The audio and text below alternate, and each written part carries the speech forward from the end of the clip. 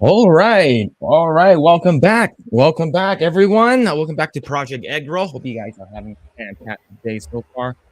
But man, lots of stuff to go over. I Mhm. guess there was a bunch of news that came out. A couple of stuff with Andor stuff, some Ezra Miller stuff. But there's a whole bunch of things that we're going to cover. Before we get started, go ahead and like, share, and subscribe to the channel. That definitely does help. We are trying to grow as much as we can, and we will be putting out segments later on this week. But how's it going, Grae? How are you? Yeah, I'm good. I'm actually excited to go back to streaming next week since Star Oh, Ocean comes out next week oh, all right, all right. So Star Ocean comes out. I'm assuming Friday, on 27th. 27th. Also, yeah. So you should be you should be able to play on like what Thursday, Wednesday or Yeah. Thursday, and your time, your time. But awesome, man. Glad everything is going well on your end. But all right, so let's go ahead and jump right into it. I just finished the most recent episode of Andor, so let's go ahead and jump right into it, man. What are your thoughts on this episode? Man, I have a couple of things to say. I'm really enjoying it, but what are your thoughts so far, man? Yeah, it's again it's back to the slow burn with the aftermath of the events of Aldani. So it starts with Mm-hmm. Karn looking for a job, then talking with his mom, Mm-hmm. then yeah, the Empire responding to what happens like we're gonna impose more taxes. Assess again the criminal record of our prisoners and stuff like that. So they're cracking down. They're doubling down on because they believe they got complacent. Mm-hmm. Then yeah, which makes sense because they didn't expect the rebels to be brazen. Mm-hmm. But yeah, it actually caused a ripple effect among the people, which is what I like. It's like it kind of inspired hope, especially with Marvel. Like I'm done running. It's time to fight back because of what happened before. Whether or not Cassian will tell her, I get the feeling that he will. He played a part of it. It remains to be seen, but I get the feeling Marva. Well, it's my prediction anyway. My prediction is Marva is. It's probably not gonna end well for her. That's what I see. Yeah, Yeah, yeah. it's probably what's gonna lead Cassian to officially be on board with the rebel rather than running away or just taking or rather doing bounty hunts for personal gain. I think she'll Mm, be the catalyst for him to actually be an actual rebel. yeah. Then I agree. okay, yeah, sure. Yeah, Yeah. but yeah. What's it called again? Like jumping to the scene right now, like with Cassian talking to Marvel, like him going back to her house, and like my initial thoughts were like, what the hell are you doing there? Like, are you trying to put her like in more danger? Like her house has already been like searched. I'm pretty sure they haven't. The Empire actually has like an eye on this location just in case, especially with all the stuff that went down with Karn and now with the whole thing with the heist. I feel like you're absolutely on the ball here. Um, is she? I think she's gonna die. I think that she's like I can't leave is because I have bigger things to do, and plus I'm old as fuck. So like, where am I? Where the hell am I gonna go? Am I just gonna like go with you and just we're gonna live happily ever after? And like, yeah, like he like of course he's not divulging what he knows and what he did. It's because what he did was, even though it's more for selfish purposes, was in terms helping the Rebel Alliance, right? Mhm.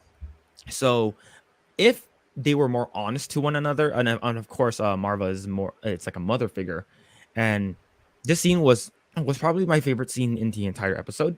Yeah. It's there's a lot of there's a lot of emotions, like literally like an adoptive son, like they've gone through so much together, and he just wants to get out. He just wants to like not have to do anything anymore. He just wants to be free, but she's not gonna go. So it's just it definitely really sucks, and I have a feeling that you're right. Like I think she's going to be like the catalyst for him. Like I'm gonna fight the Empire no matter what. It's because of what she gave me. She gave me a better life, and yeah, man, it's such a good show, and it's definitely like I love this character building, this world building, and that does not have to do with anything with the Jedi. The closest thing that we've got to like Jedi's and like Jedi Force powers and stuff like that was the mention of Emperor Palpatine. I think that's the only thing that's been mentioned. Yeah, yeah. And getting to know more of these side characters, you are building out the galaxy, it's a Star Wars universe, right? You're actually putting more sort of like emphasis on, not because everyone just looks at like New Hope, Empire, and then you have Jedi, right? It's you have that, and like you just focus around the Skywalker family, and yeah, it's cool. You have like the lightsabers and the force stuff and Vader, but sort of like what sort of made Rogue One really interesting was that these characters that we sort of don't know who they are, that we sort of started to like care for them. I to be honest, I didn't really care too much about Jen Erso, but I did like Cassian and the other group members and stuff. And having a show that sort of explains more, it definitely does feel like they're building out this whole Star Wars universe, that they can carry the Star Wars universe without having to talk about like Mandalorian or even like Jedis. Yeah, for sure. Because it focuses on the common people. Like that's something that all the other Star Wars overlooks. Like what happens to the people on the ground, on the regular folks? How are they gonna get swept along because of this rebel? How are the soldiers gonna respond? Like what, as we can see in this episode, like the politics that went through also with Deidre and Blevin, like they were clashing already right in front of the council. Like, Yeah. oh, I had to do this because I can sense some rebel activity.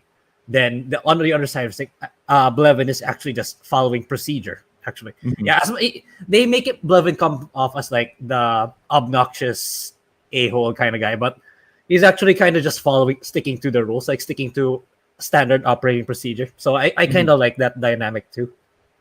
Yeah. That scene was great, is because it goes to show that like I'm just gonna call him the Archmaester. Like he basically said Deidre went above and beyond, even though it's not part of your like job description to do this. You went above and beyond because you felt that something was amiss. You felt that if you sort of did more research and investigation upon something that could potentially lead to some big catastrophe that could happen, why wouldn't you do that? So he's like, okay, I'm gonna recognize that you did that. You took a precaution to sort of went above and beyond. And going back to the guy that he was talking to, is just like he punished Karn for that, because Karn did the exact same thing, right? He went above and beyond his protocol, and he was already told, hey, don't, just leave it alone. Who cares about this? And just do your job. And then he's like, no, I need to actually like investigate this. And I have a feeling that now that all his responsibilities went towards Deidre, Karn is definitely going to be coming back for sure. For sure. Given his alleged new job, but oh, that sucks. But he had like a cubicle job, the office job. That sucks. I feel bad for him. It's even funny. It's like Karn was like being so honest with the interviewers, like, this is what happened. The interviewer's like, okay, we'll omit some of the details out. Then okay, go to your cubicle. It's like, yeah, it's showing how much the system is so rigged, which I kind of like. Yeah, it's pretty good. Yeah, I get the feeling Karn's cubicle, it's like, I think they mentioned something about having some sort of database information about, apart from his line of work. I get the feeling he's going to use that in some capacity or another to probably maybe to reach out to Deidre or something, or maybe to find his way back within the Empire. That's what I think. That's my take. Yeah. What else? And I was confused at first with the interaction with Clea and Vel. It's like I didn't even recognize at first it was the two of them. The two women conversation. Who is this? Who's this blonde woman? Oh crap! It's Vel. Yeah. She transformed. Yeah, she had like a major glow up. Yeah, I was like, whoa. Wait, she looks okay. Wow. Apparently, she's bigger. She's apparently bigger than I thought. If she can infiltrate all the way back to the Empire as a noble, Same thing Yeah. with Vel. What else? Yeah, I'm not sure what to think of if Cinta will play a role because it still plays. Because in the previous episode, it was she was left there to stay in Aldani. Yeah. But right as of this episode, she was still you still see her in Aldani. She's seeing the large, I forgot the name of the model of the ship, the large ship that lands in Aldani. So I think Mhm. the Empire is doubling down on security for the planet.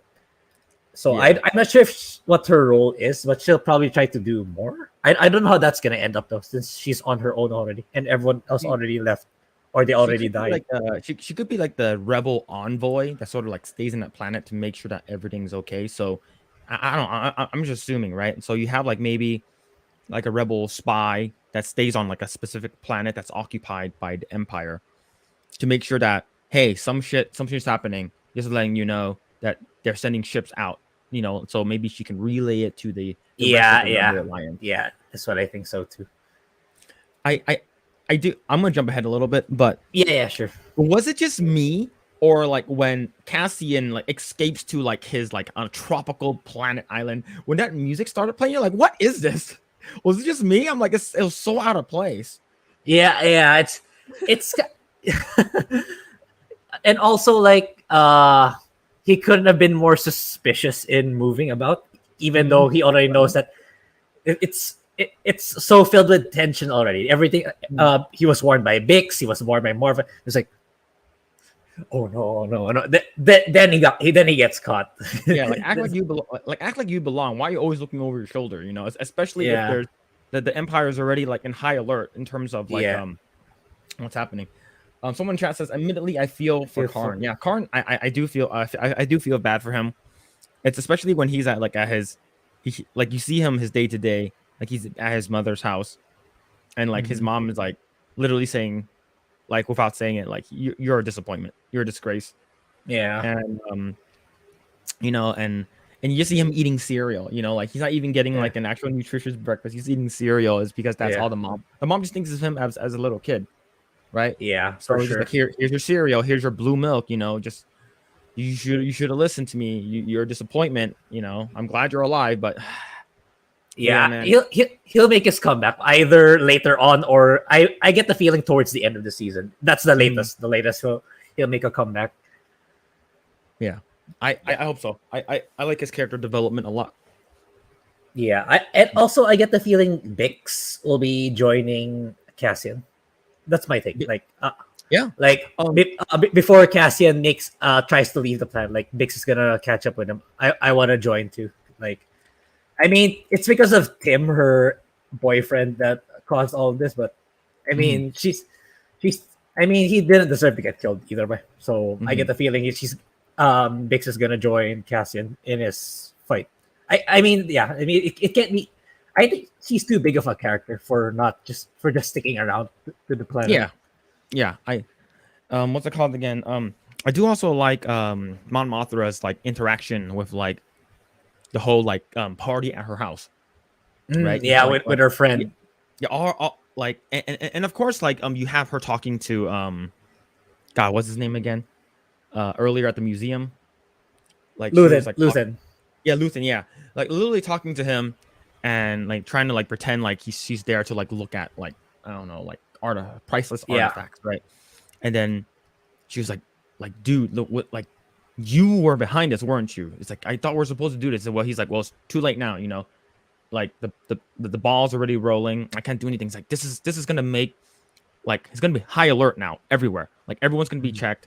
Like leave no stone unturned. Like that kind of shit. And I like that. And I like the interaction. He was like, well, this is, there's gonna be shit's gonna happen. Like like people are going to die. And sort of like when you have earlier with those two females on exchanging, say yeah the Caucasian, you know. So it's like we gotta make sure that like no loose ends, like are left to do whatever they want. And then now you go back to her sort of like her party at her house, and like she's basically putting up a front, like saying all these things. And then the person that she talks to, I forgot his name already. It's funny is because you think that like she's asking him, it's like, hey, like, I'm gonna tell you, I'm like, we know each other for a long time. I'm gonna tell you what I'm actually up to without fully telling you what I'm up to. Yeah, And then exactly. he's like, well, actually, I'm not, I'm not sure, I'm I'm sure not if sure you where want I to tell stand. me. Yeah, our politics might not align in some, and then and it just so happens that they do, They because do. he's assuming that since she's a She's a senator, senator, yes. so like she's like 100%, but it's not. So I want to see where, what he can supply to like what Mon Mothra is going to be doing moving forward. Yeah. So, well, the first step I think is to give her access to her large funds, which apparently is being audited or being checked by the Empire. So he needs to find a way to give Mon Mothma access without alerting the Empire. So that's step one. Then, yeah, it's the kind of deal that they'll get caught eventually. Yeah, Honestly, I have a feeling. yeah, I, but I think I think he might die. Maybe, I'm not sure. yeah, probably. He's one of the most highly esteemed bankers. So yeah, Mm-hmm. the Empire's gonna crack hard if they find out once they find out. Yeah, man. We'll see. But yeah, was there anything else that we left out? Like I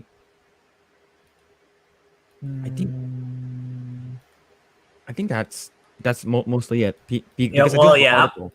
yeah. Apart from Cassian, I suppose getting unjustly incarcerated. Oh That's yeah, probably 6 months. No, you get 6 years. 6 years. Yeah, that's it. But it's just symbolic of how oppressive the Empire has become. I think it's just a stepping stone of bringing him to where he needs to be. That's Yeah, how I see. Because he's obviously gonna escape for sure. yeah, yeah. But with that, like I like to be honest with you, I originally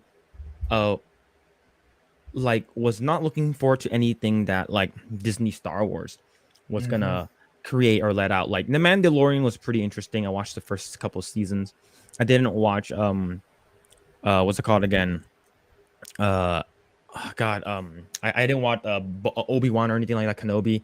I didn't watch like Book of Boba Fett or anything, but those two are really interesting. And I feel like this one, even though the other shows were more hyped up. There was more, John Favreau was behind it, and you got Baby Yoda. It was more like, oh, I'm going there for excitement. I'm not really going in there for the story. I'm going in there for the member berries. I'm going in there, seeing anything that's related to the original trilogy. But for this one, I like the cast is able to, and the writing is able to carry itself. It feels like in terms of story and character development, I like this one a lot more. Yeah. I feel like there's actually more like intrigue with the characters, especially Marva, right? Like I really really like her. But the crappy thing is nobody's watching it, Mhm. right? So Yeah. nobody's watching this thing. So I'm gonna go I've ahead and pull up you an have article. the graph.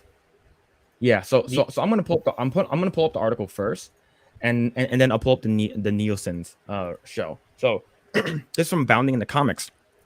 Disney Star Wars declared a dead brand after Andor premiere ratings revealed by Nielsen. So the Nielsen is a thing that back in the day we used to actually send out Nielsen boxes to people's houses. So it sort of tracks what they watch, and that's how people get ratings, right? Well, sort of like ratings show that this show is doing really really well. So this back in the day. So I think right now it's all tracked via online data. So I believe like Andor is not even on like top 10, like yeah. Yeah. overall. So YouTuber Valiant Renegade declared Disney Star Wars as a dead brand following the release of the premiere ratings for their latest Star Wars series Andor. Nielsen released their ratings for the week of September 19th to 25th, and Netflix took the top 2 spots with the newly released Dahmer series ranking in 3.58 billion minutes, which is a lot, and then followed by Cobra Kai with 1.1 billion. Andor does not even show up at the top Nielsen's ratings overall. So as you can tell over here, I'll actually go ahead and bring up the actual Nielsen's rating if you want, so you can see a clear review. In order to find Andor, one has to look at the Nielsen's original ratings, the series, which debuted in 3 episodes when it was released in September 21st, clocking in at 624 million minutes. That was a good for only 6, and the originals charts behind Dahmer, Cobra Kai, and Lord of the Rings: The Rings of Power. Fate, Winx Saga. Is it Fate? Is that an anime? I'm assuming. I'm not sure either. Yeah, it sounds like an anime. And El Yeah. Rey, Vicente, and Fernandez. Valiant Renegade assessed these numbers, saying that means that if we assume that everybody who turned on Andor watched the available watch time to completion, meaning all 3 episodes from start to finish, that means that somehow there's only a little north of 5 million people watching the premiere Andor on Disney Plus is atrocious. The crappy thing is that this is good. Like the show is good. Like I'm actually very, very invested, and I haven't watched anything. I haven't really liked anything in terms of story from Disney Star Wars, right? Like especially with the whole like Kathleen Kennedy stuff with The Last Jedi and then The Rise of Skywalker. It's not good. And then I think Mandalorian is entertaining, but in terms of story writing, I don't think is as good as Andor. I think Andor yes, is way better. He continued, that is less than half of that of the Rings of Power. That is about a third of that of the House of the Dragon, and that's just over the first night for those 2 shows. Later, he says that a lot of people who watched the premiere of Andor said that the first couple of episodes were very boring and didn't start to really pick up until the 3rd. And even the 4th episode wasn't even out this week. Yeah, so it's sort of like what we agreed with, right? The first 2 episodes is like build up, 3rd episode's payoff, and then they follow that cycle. So I think that's the reason why a lot of people thought that Andor was sort of boring and sort of slow, right? Especially if you have something like the Rings of Power, even though it's not great, it sort of starts off with like, oh, remember this, oh man, remember the whole, even in the first 5 minutes, like you already see Galadriel killing that the ice troll by herself. Like you already have some action, and a lot of people these days just want action, like they just want stuff thrown in the screen. They don't really care about story anymore. And I think especially when it comes to Star Wars, you're expecting like they're expecting Mandalorian. Like, okay, Mandalorian comes into the freaking pub and like kills a bunch of people. Yeah, you get like the first couple episodes where Cassian kills the two like guards, but that was it. It was just story. And I think people are just like, just give me something that's entertaining. I don't really care about story, right? I just want something that's entertaining, and it sort of sucks. Looking forward to next week. Valiant Renegade states that the next week's numbers from the Nielsen when episode 4 comes into play is going to be interesting. I'm assuming, because if the trend continues, we're going to see Andor having started out with a very weak numbers on the Nielsen charts, and it's only going to get precipitously worse from here. Man, it sucks. Yeah, it's such a good show. I think for sure. It's really good. I'm going to go ahead and bring up the actual Nielsen so we can actually see up close and personal to see how Ryan this is. Kindle also brought up that it may also be because people are so burned out already with all the Disney content that Disney released.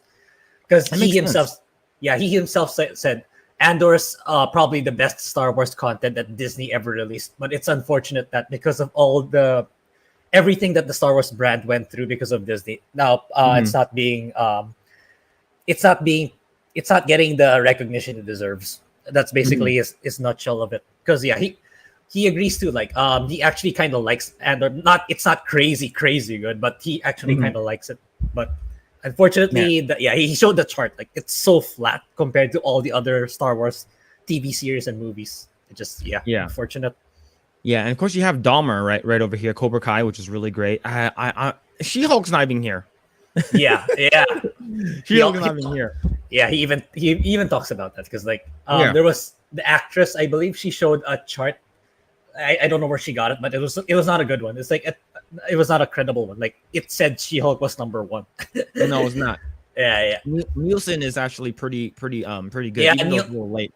Yeah, it's Nielsen. We all know it's the most credible research firm, so we know it's legit, even though they come in very late. Yeah, that sucks, man. And then you have to go to the original, which is right over here at 6. That sucks. That definitely sucks. I know. the thing is that we do know what Disney is trying to do, and sort of Netflix has sort of jumped on that bandwagon, which is putting out weekly episodes, right? So people can talk about it longer. Like if you have something that came out, you know how Netflix used to do it, where you can watch the entire season of Cobra Kai in a day, and you watch the entire thing, no one's going to talk about it anymore, right? Versus where like Game of Thrones, people were talking about it every single week for like 10 weeks. So I think that's the thing. But like you said, what Ryan Kindle said, people are just so done. Like they're so burnt out on Star Wars. Like anything that's Disney Star Wars, people don't really care about. Like maybe if there's Baby Yoda pops up in freaking Andor or something like that, then people might be crazy about it. But Andor is such a different show than Mandalorian. Yeah, Right? for sure. This one, Andor is more of a other than it being a slow burn, it's definitely a drama with a little bit action. And then you have Mandalorian, which is more of an action adventure. Action, yes. Yeah. So that's what people are comparing to both of them. Like, why? Where's the action? Where's the adventure? But this one Andor is more of a drama. It's because what happens to Cassian, right? So people, I have a feeling that people are just, they don't remember, or they just don't care anymore. And I think it's the latter. I think they just don't freaking care about Disney Star Wars anymore. And it sucks. It's because now finally we have something that's decent, that's watchable. And it's just like when I would like watch She-Hulk, I'm just like, oh god, I need to watch.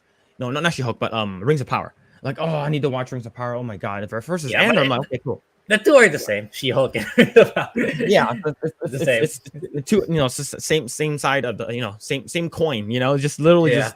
I didn't watch it, but I've read I've watched reviews. I've seen the reviews of the final episode, which is garbage. Yeah. Oh man, but it sucks. I think the only people that are still watching Andor like on Disney Plus, I think, are the diehards. Like the original, like people who just love anything Star Wars, may it be as good or bad. It's because I have friends who are like that, who just love Star Wars no matter what, even though it's trash, even though it's good. The fact that they're getting anything Star Wars, and I have a feeling that's how people feel about the Rings of Power. It's just the fact that you're getting anything, what's it called again? Lord of the Rings. People just get happy is because they haven't gotten a good Lord of the Rings in such a while, so they're like, okay, anything is good, right? I just spoke to a friend of mine who I think he just loves Lord of the Rings, and is because there wasn't a Lord of the Rings in such a long time, and I have a feeling that's the same thing with Andor. I don't know. Do you feel the same? I don't know. I'm gonna bring up Star Ocean again because I Star Ocean's. It's definitely not a Final Fantasy. It's like it's more of your B tier JRPG for Square Enix. It's like, so you hardly get one. It's like you only get one per generation if you're lucky. So the last one that comes out, it came out before the one coming out next week, is Star Ocean 5, Integrity and Faithlessness. It came out, I'm checking right now. It came out on March 31, 2016. But it's trash. Absolute garbage. It's the only Star Ocean that I couldn't get behind, and it's the only one that I couldn't finish. I didn't even finish the game. I didn't even finish the main game.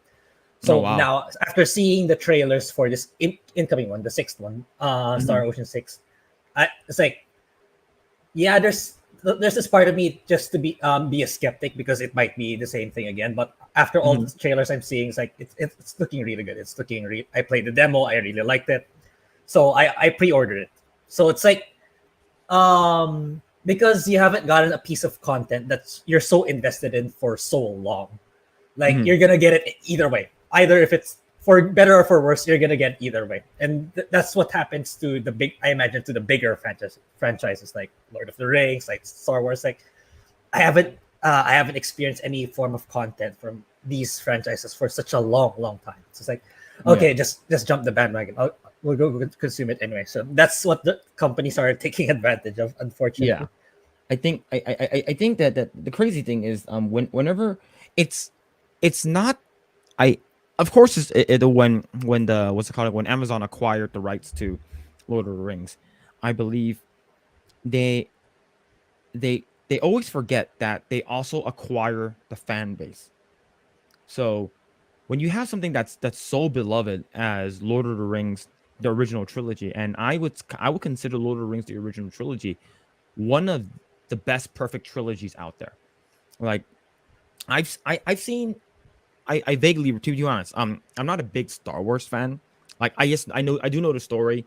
I'm relatively a normie. I don't know too much about the midichlorians and the stuff that's in the book, and how like Boba Fett survived Sarlacc pit or whatever. But I do know enough, and I did watch the entire three movie. And the thing is, Lord of the Rings just trumps that one, like in my opinion. I think I'm more into fantasy versus sci-fi fantasy, and I I think Amazon just took advantage and just didn't care about the fan base. It's just like, okay, yeah, it comes with a new fan base, but this is not really for the. It is for the older fan base, but it's just like, but we're also at the same time going to change up a bunch of stuff, and that that leads to that leads to what I have to actually talk about with Rings of Power. I know we already finished Rings of Power, but I do want to talk about it. And it's just there was I guess Forbes wrote an article, and Forbes wrote an article, and the headline literally says the cultural war surrounding the Rings of Power was more interesting than the series itself. Yeah, true. It's true. And and the thing is, I think it's just people. It's the same thing that what Henry Cavill said, right? It's not that it's not because the fans are toxic. It's because of passion, right? People who are big fans from day one, who are extremely passionate to what the original was, and how good the originals and the books were. It's that the fact that you made something like this is just, people are just going to talk about it. And what I think when it comes to sort of like trends, right? Like if you go to Twitter and you look up trending, trending does not care about whether or not if it's good publicity or bad. Or bad. Publicity. Yeah. So whatever bad publicity is good publicity. That means people's talking about that. That's how it's trending. So this is a 7-minute read. Let's go ahead and take a gander. Before it even aired, the Rings of Power was engulfed in controversy.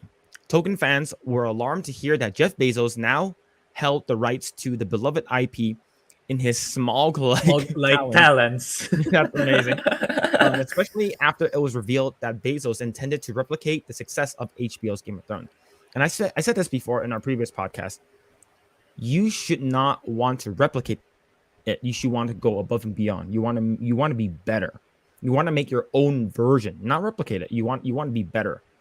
But the fact that Amazon only had the rights to the Lord of the Rings appendices, a summary of the Second Age, none of the Tolkien stories was another concern when Tolkien scholar Tom Shippey mysteriously left the series after serving as a consultant. Fans grew worried, that the adaptation would not be faithful, more focused on building the Amazon brand than respecting Tolkien's work. Yeah, so they basically fired Tom Shippey. I believe he's a Tolkien scholar. Like, he's one of the well-knowns, and they just fired him.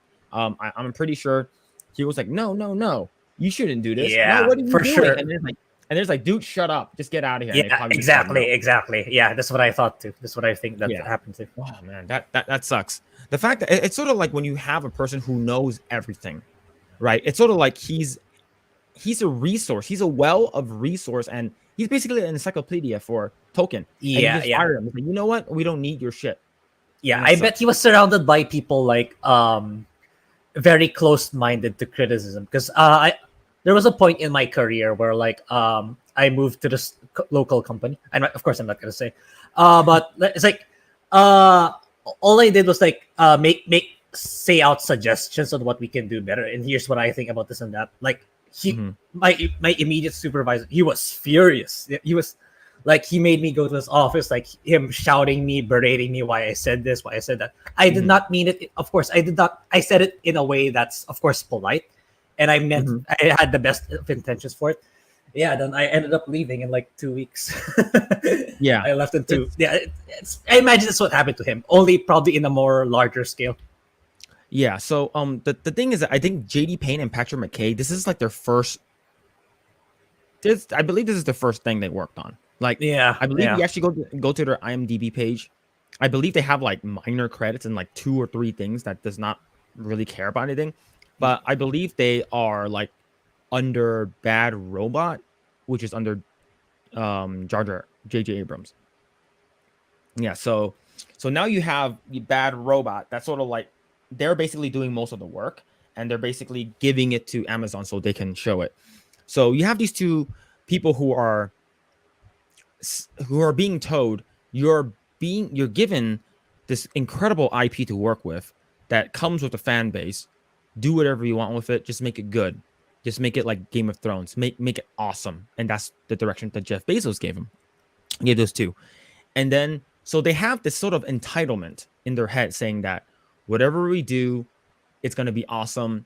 They let that power go to their head is because Lord of the Rings is such a big franchise and a big IP to get a hold of.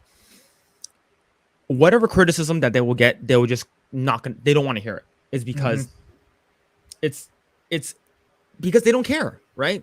They're like, dude, who are you? It's sort of like there's a story about James Corden that's sort of like you let the success get to your head, so you can treat everyone that disagrees with you like shit. So I'm just like a lot of people who are in this industry who are in power, especially like your previous boss, they're not there for you to give them feedback or criticism.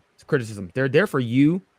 You are there for to give him compliments and agree with him, right? Uh-huh. And that's where people who get sort of power hungry, right? Someone in chat says, "Oh my god, nightmare boss." Yeah, Yeah, bros. Yeah. yeah, definitely. Yeah. That's definitely That awesome. was my low point in my life, honestly. All right, let's continue. Not to mention, Peter Jackson's near perfect Lord of the Rings trilogy raised the bar incredibly high.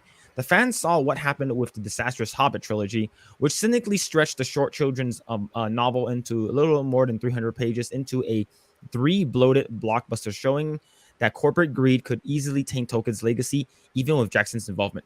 So I recently rewatched the first two movies of Hobbit. Compared to the Rings of Power, those are a masterpiece. For sure. Those are Yeah. good. Right? Yeah.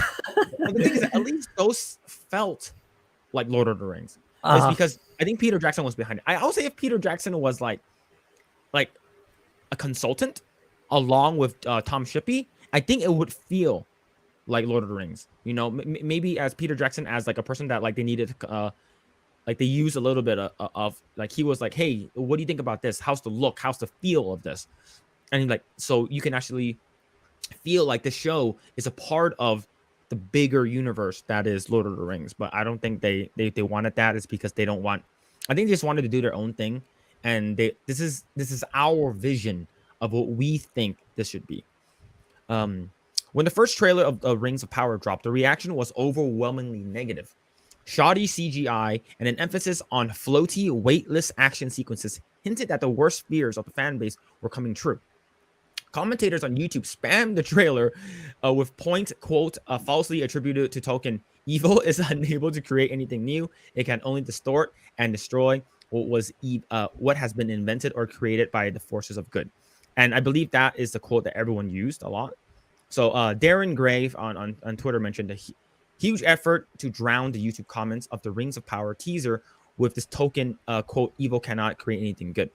It's not a Tolkien quote. It's from a TV tropes page about Lord of the Rings. Oh, the irony. Of course, you think that this is like a it's like, oh my god, you guys are so dumb. You guys don't know anything about Tolkien. And I think it's whether or not it's a by Tolkien or not, it's a very good quote. And Yeah. I think that definitely explains it, right? And this guy posted only got like 23 upvotes, which is that's probably pretty bad. The diverse casting of the new series also sparked a loud racist backlash. Tolkien's world, like many fantasy worlds, is a place of racial essentialism, and the fan base has always been infected to some degree by racists. While Tolkien described his own political beliefs as leaning towards anarchism, which is anarchy, which is like anti-government, right? You don't want any you don't want government to take control of you. You want freedom, complete Yeah. autonomy, right? A left-wing ideology which aims to abolish hierarchy and openly despise the horrors of Nazism and apartheid. And the far right has always found his framing of orcs as irredeemably rotten savages and elves as noble spreaders of civilization rather than appealing for obvious reasons. I don't think that's the case. I think people just misinterpreted. And Yeah. that's why I think Tom Shippey would have been a great person to sort of like, that's not what it is. Even though, so it's sort of, the creators probably did this purposely, right? To make sure that they get a jab back at the people who are like against, like who thinks that, oh, well, if this is what the right people think, if this is what these racist people think, let's change it to, that will be like a, take, a jab at them or something like that. I have a feeling, but I think it's misguided. Okay, so the One Ring, so the One Ring.com, I think I believe this, the One Ring, I think banned like Nerdrod, Geeks and Gamers, a bunch of them already on Twitter. So Tolkien was an anarchist opposed to the government overreach. My political opinions lean more of that anarchy, philosophically understood meaning of the abolition control, not whiskered by not whiskered men with bombs. So I believe Tolkien was alive during World War II, if I'm not mistaken. So that's the reason why I understand that. He's talking about Germany and what happened with like Nazis and stuff. The Amazon pushed back against the racist backlash, and subsequent trailers were far more polished, promising an adventurous return to Middle Earth with an eye-watering budget that aimed to replicate the production quality of the blockbusters, including the cost of securing the rights. The series cost no less than $750 million, according to the Wall Street Journal. Leading the Rings of Power was labeled the most expensive series ever made. I think it's now considered the worst expensive series ever made. I think there's a lot of people who did not like it, especially if you go to Rotten Tomatoes. I believe there's like 86% critics and then like 38% like audience. Oh yeah, and it says the actual cost $715 million for one season. So yeah, that's insane.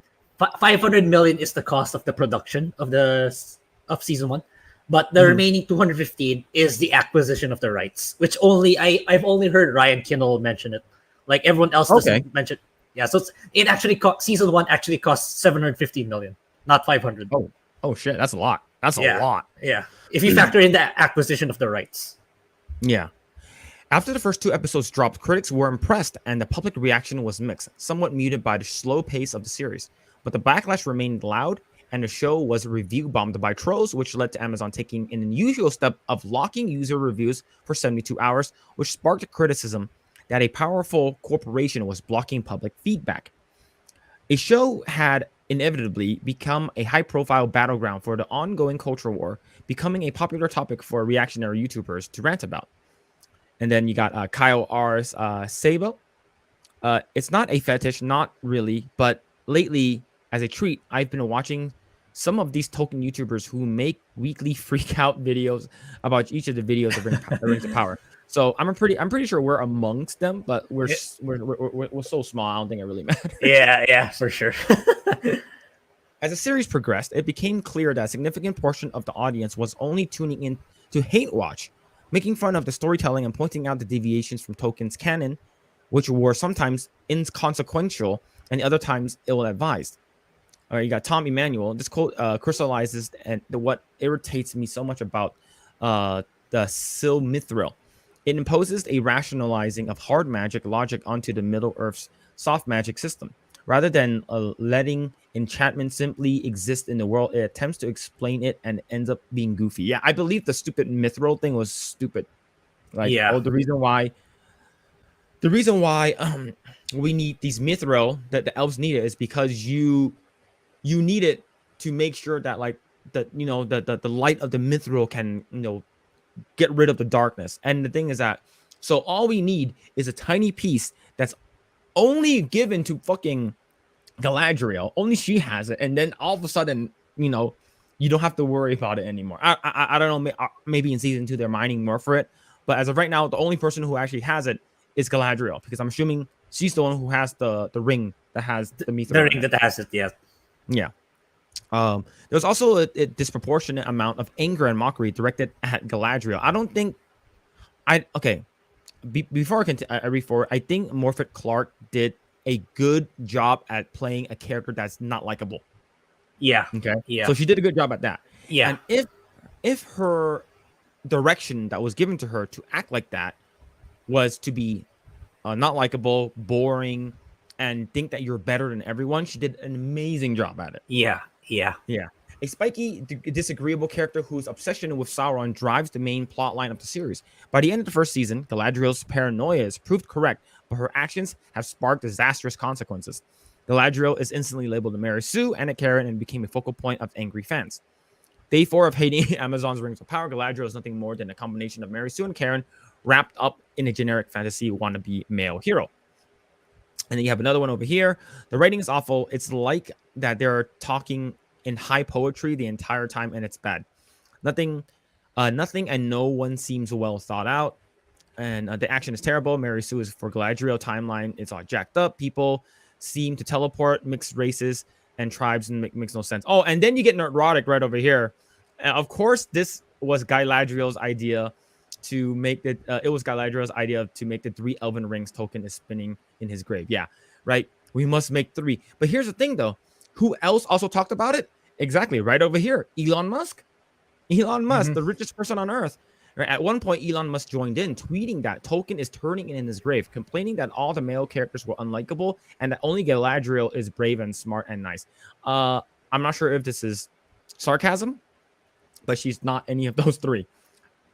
Maybe stunning and brave, but not brave, smart, and nice. Right? As weeks passed, the critical segment of the fan base continued to complain, while those who enjoyed it kept fairly quiet. The show never really managed to seize the zeitgeist of failing to inspire popular memes or social media discourse beyond hate watching. Soon, it would become obvious that the series was being outshined by HBO's House of the Dragon, which managed to retain the quality of the Game of Thrones best seasons. Okay, Game of Thrones best seasons are like 1 through 4. Yeah, exactly. 5 is pretty good and 6 is pretty good. Yeah, I agree. 1 to 4, 1 to 4 is peak Game of Thrones. Yes. Yeah. There's also someone in chat. How much was Game of Thrones? So I searched it up. House of the Dragon's budget per episode is 20 million. Compare that to Rings of Power. Okay, let's not consider the 215 million rights. Let's just put it at 500. 500 million divided by 8. So it cost them 62.5 million per episode for Rings of Power. More than 3 times the cost of one episode of House of the Dragon.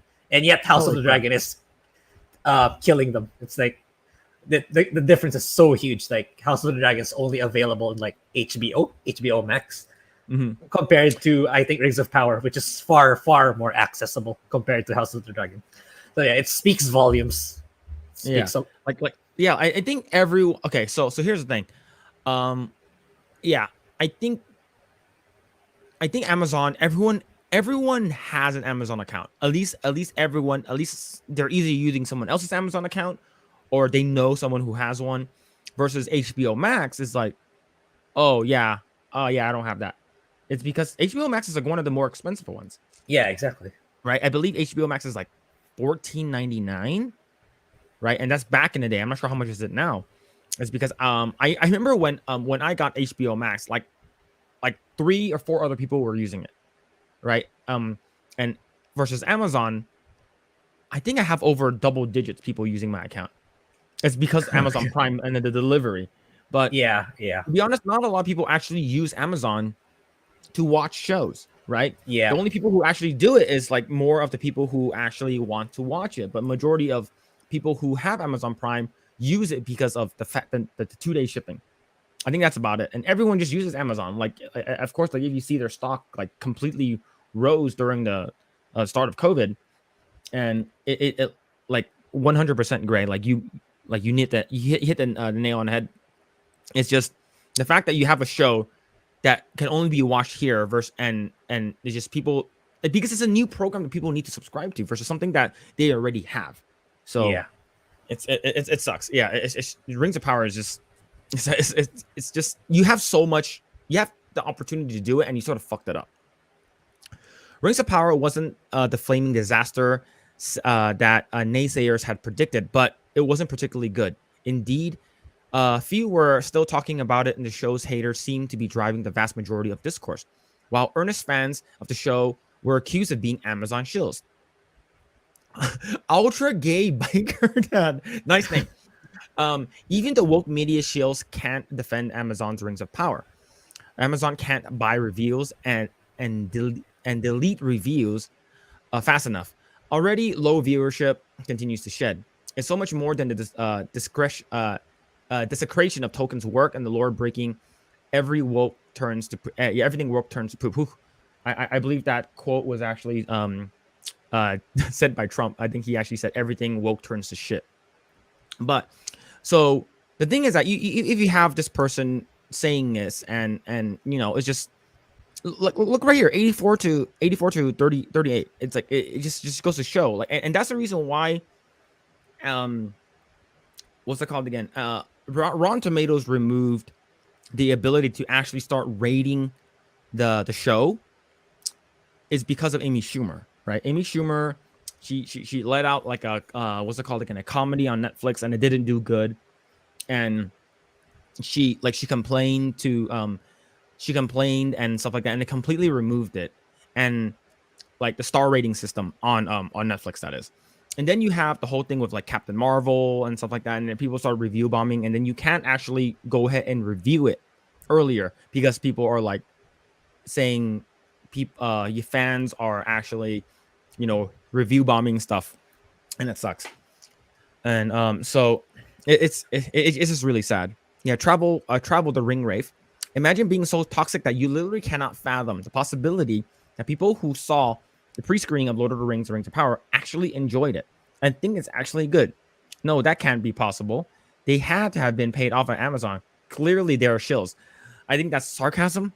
And look, I think people are allowed to hate something, right? I actually got into a I guess a little back and forth between one of my friends on Facebook, and I posted that a segment that we did. Galadriel is the reason why the show sucked, right? Yeah. I posted that on Facebook, and then he said, "I really like the show. I do not get the vitriol," and I basically told him, without saying that like the show sucks or anything. It's just I'm actually giving him points. Like Galadriel is a not likable character. I found it to be boring, and she is just. That's just me, like I do not like her. She's very unlikable, like, and the show's boring to me. And he said the reason why she likes those kind of shows where like you have the main character that drags everyone down with them, right? Okay. I'm like, well, so I responded with, if that was the point, that the creators wanted Galadriel to drag everyone down with her, is because she's a terrible character, then they did a great job. Is because why would you make your main character unlikable? And the thing is that all the other characters are not really likable either. Yes, some that are like a little bit stand out a little bit more, but like majority of the show, it sort of sucks. It's not because it sucks, it's because it's just I don't like it. It sucks is because it's boring. And a lot of things that they do are sort of like it's just really bad writing, and you make the character just I don't know. Morpher Clark did a great job for being an unlikable character. Mm-hmm. For sure. Do you talk about like the Rings of Power to like your friends or family or something like that? Like do any of them watch this? This is the thing. No.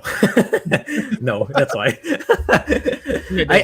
House of the Dragon is more of a shot if I ask people around. But generally speaking, I know people liked it here also, House of the Dragon, because it came out in my Twitter trending. So I think Twitter Philippines trending. It actually, House of the Dragon actually trended. So I didn't look into it more because I like the show too. So yeah, it was no surprise to me. But Rings of Power never comes up because the thing here in the Philippines is like Amazon is not a thing here. We only got free shipping very, very recently. Free shipping from Amazon. Okay. So it's like because we have our own e-commerce sites here, which Amazon didn't take advantage of while it was still early on. So anyway, yeah. So the only reason you would go for Prime Video is if you really want it, which I think is a small demographic here. Because here it's for it to click really on a massive scale, it has to be like something of like local drama shows or K-pop. That's what will really hit here. If it's stuff like House of Dragon, Rings of Power, it's not gonna do. It'll probably do okay, but it will not do astronomically well. Okay. And Netflix is really more of the dominant streaming, and other streaming services that provide Korean shows. That's what clicks here. So Amazon Prime is, I imagine, it doesn't have a large presence here. So unlike you guys, that Amazon Video likely comes with Amazon Prime because you guys really use Amazon a lot. Here, it's more of like a luxury rather than the Amazon Prime Video being bundled, which is why I think it's the exposure of Rings of Power here. Although I did see a huge painting in one of the power plants here. It's like when I on my way home driving in the highway, it's like, whoa, there's a really huge poster of Rings of Power. So they did try to push it, but I think it didn't stick the landing either. Yeah. Well, generally, the series proved unevenly paced and had a strange approach to Tolkien's lore, referencing very obscure elements of Tolkien's work while deviating significantly from canon. Hence, much of the show felt inaccessible to the unfamiliar with Tolkien's legendarium. While dedicated Tolkien fans were often infuriated by the lore breaking, which led to the series being labeled as expensive fan fiction. During the finale, the sluggish pace of the series suddenly quickened, and the story sped through in some important plot twists, like a student rushing into to finish an essay after midnight. Sauron was revealed to be a guy who looks like a default option of Harry fantasy RPG character. That's amazing. He does. He looks very. It does. Someone in chat says, have both of you gotten any backlash from friends and family for not liking the Rings of Power? I have gotten not backlash, but they said that they liked it. And the thing is that if you're from and how I responded was, you can like it. I'm glad you like it. I just don't like it. Okay, I'm not saying, oh, if you like it, you shouldn't like it. I'm not saying anything like that. But I have gotten 2 or 3 people in the comments where I posted on Facebook saying that they really liked it. They thought that the show was interesting. They thought the show was great. And I think they're both just happy that they're getting anything Tolkien, in my opinion. What about you, Grae? And with regards to anything movies, TV series, or anime, in my opinion, there's always going to be this group of people who just like, they come home exhausted from a day's work. They just want to watch something on TV, on their screens. Then they're not really like us who like to dig deep. They like to go nitty gritty in the details. They just want to get entertained. It's like, so they end up just freezing their brain. Okay, it's like it looked nice. So there was some writing there. There was some character interaction, and that's it. That's good enough for them. That already qualifies as good. Which for me, sometimes, admittedly, I feel that way, especially with superhero movies, like especially with DC stuff. It's like, I'm not as harsh in critiquing it compared to your standard movie critics. Like, oh, why wasn't this implemented? Or why was this character like this? Like, sometimes you just want to freeze your brain. Like, okay, I just want to watch something entertaining. Like, I just want to see 2 people fight each other. That's it. That qualifies as good enough.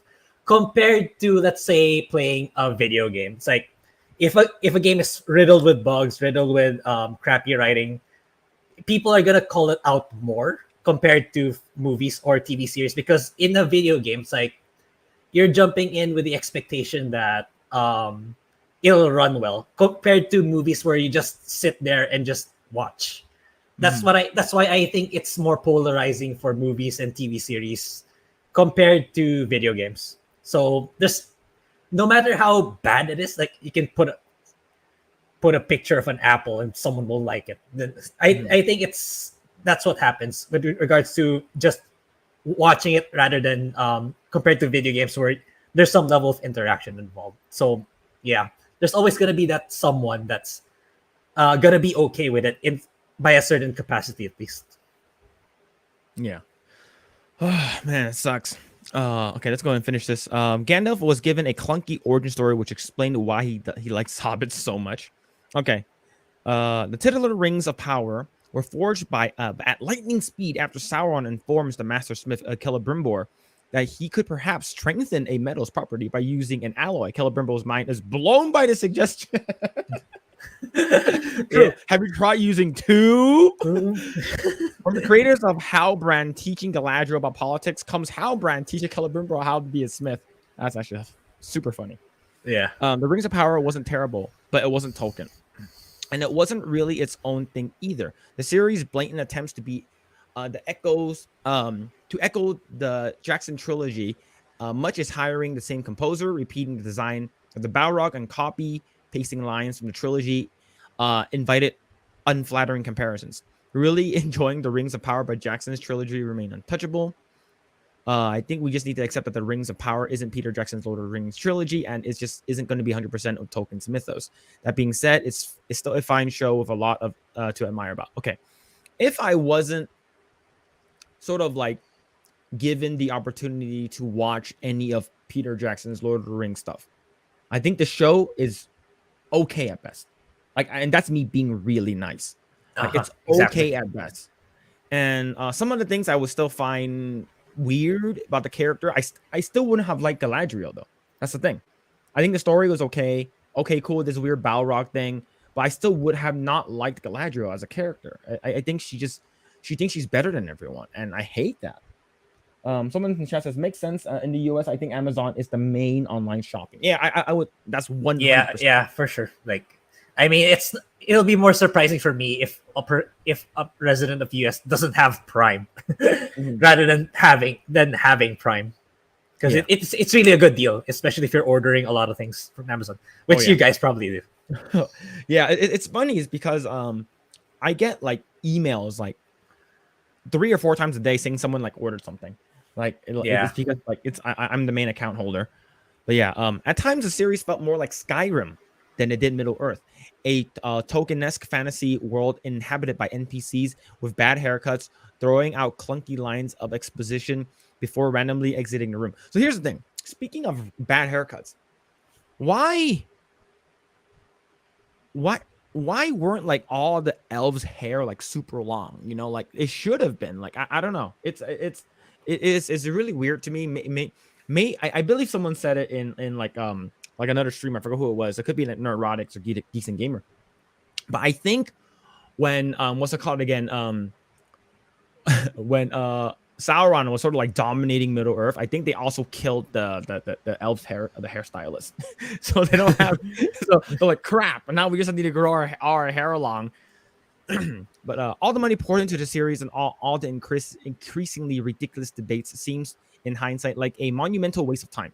It was fine, and the current hyper-competitive, oversaturated streaming landscape, mere mediocrity isn't enough to stand out. But the Lord of the Rings is a powerful IP and will likely always find an audience enthusiastic or critical. The fan base is always going to pay attention to adaptations.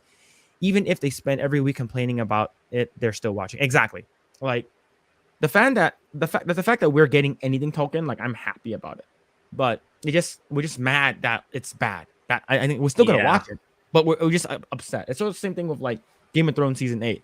We saw that shit show. We see it happening. We're sort of like, okay, season 6 was like the last great season in my opinion, because I believe season 6 was the last season that had all 10 episodes, right? So they can actually elaborate, talk more about the characters. Season 7, it went down to 8 episodes, and then season 6 went down. I mean, season 7 went down to 8, and then season 8 went down to 6. So, and then the last 2 episodes were like, what's it called again? DB Weiss and David, whatever, basically said, oh, the last 2 episodes are going to be like an hour and a half long. It was going to be like a movie. And it wasn't. It was like an hour, 20 minutes. And the last like 20 minutes was just them talking. So it wasn't really that. And then a lot of the stuff just sucked. And man, we still watched it. We still watched that freaking, disaster because we liked it. We liked it so much. We're so heavily invested in it already. And it just sucks that this show happens to not like care. And it's definitely sad. But in hindsight, we do have I do have another article. I do actually want to. It still has to do with Rings of Power. Rings of But- Power. Yeah. So it's the same article, same not same article, but same like Bowling in the comics. Okay, so the headline reads: YouTuber creates a Rings of Power parody video depicting Galadriel as a Karen in the Lord of the Karen. Karens. I really want to watch this. Is there a YouTube? Oh, there is. Okay, there it is. YouTuber George of the Giant Slayer recently created a parody of the Prime's Lord of the Rings of Power. Oh, George is Science. Okay. Okay, Yeah, I don't know who he is. I subscribed to him recently. He was referred to by Nerdrotic. Oh shit! He Okay, also turns out good content. Oh shit! I might go ahead and subscribe to him. In the description of the video, George provides a brief explanation of the video. It reads: a 1920 style film starring Galadriel from Amazon's Rings of Power as Lord of the Rings Karen, Lord of the Karens, and a request to speak with to the manager hunting down orcs in this parody version of Middle Earth. The video takes various clips from the Rings of Power, depicts Galadriel's desire to become a Karen based off the advice of her dead brother after a number of other children to be destroyed. Children destroyed her paper boat. Yeah, alongside the opening scene, the Prime Video series, the video parodies Galadriel being sent to Valinor. Okay, so I'm not gonna go ahead and read this. I think I might give some stuff away. So let's go ahead and actually watch this. Oh my god, get that toe thing out of here! Oh, shit. The goddamn toes. All right. This is amazing. Yeah, I like this intro. Karen University of Medium. Best is ever.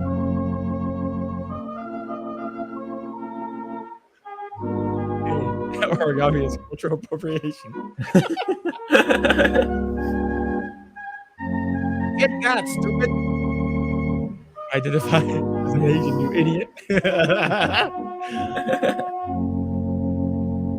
Well then, Galadriel. Now Now the time to talk to the man- manager.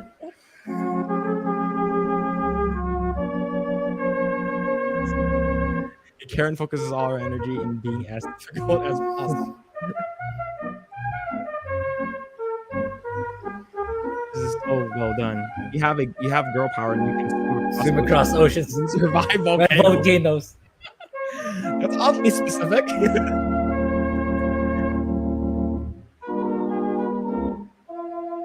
can do it all. Remember, always ask for the man.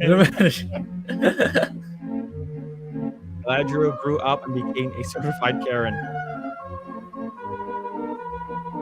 And I feel bad for everyone who's named Karen. Karen, L wrong is whatever, toxic male. Congratulations, Karen. What do you mean? You want a cruise paid by us. But do I get my own luxury suite? We'll see.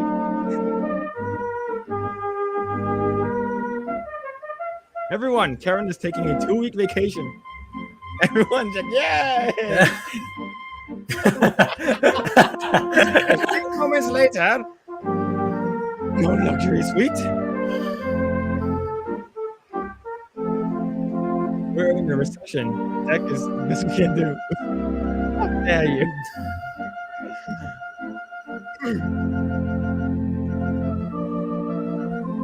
Adam, I'm going to have to hold on to that.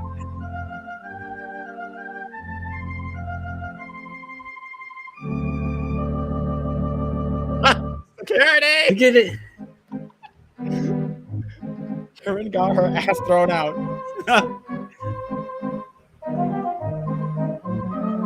This is so good. Karen kept swimming for weeks. And she felt like she was swimming for a long time.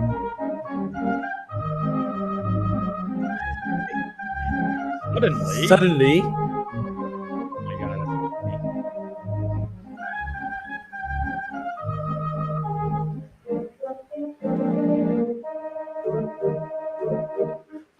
Boarding pass.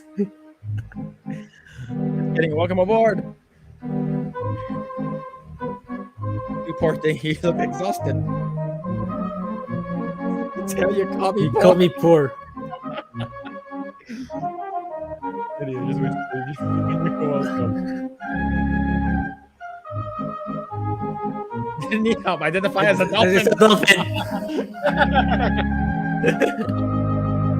I didn't know I that. didn't. Oh my god, this is so funny. My name is Ron, by the way. I'm Karen, formerly known as That's Galadriel. good.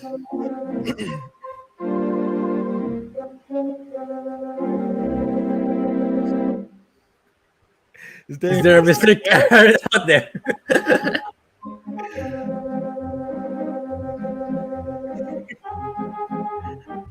Don't get any ideas, mister.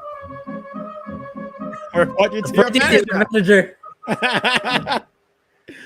That was and trash lands in medium earth.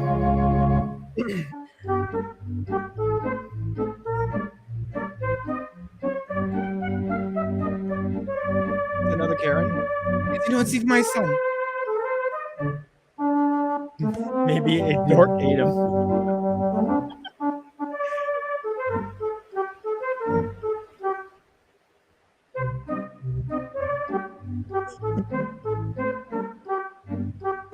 Mom, there's a dork in Just here. a dork cute.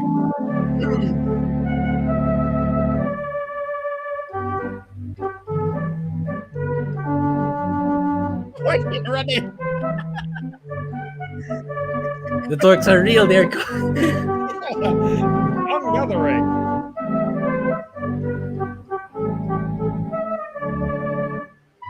When you get rid of the dorks, you say, we burn them.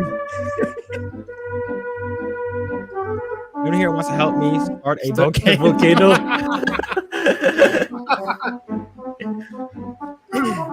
That's a horrid idea. That we light up the beacons. Light the beacons! Like an ocean of Karen and Ron.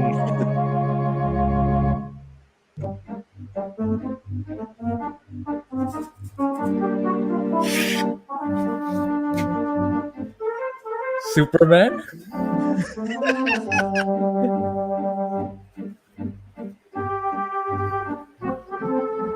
Where am I?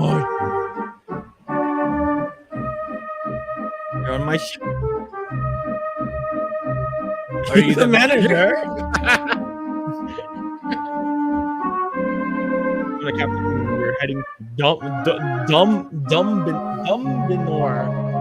Later that day.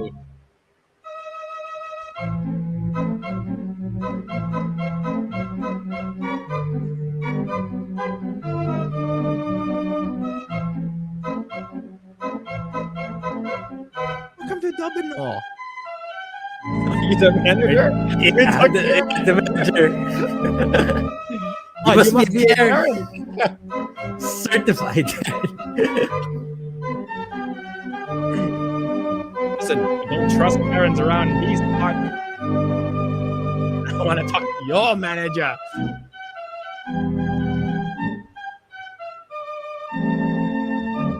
Ignore the Karen. Do you have any good hotels in Dubenor? That went well. Dumbinorians notice the beacons are lit.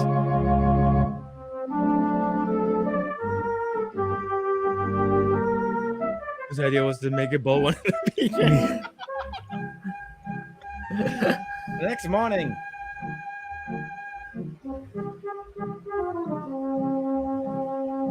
Check your credentials. You are indeed a certified Karen.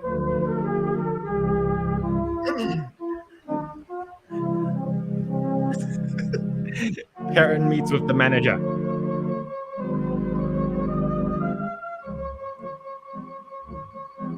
She's a Karen. Do as she says. The order of the manager, Karen is now the manager. Now the manager.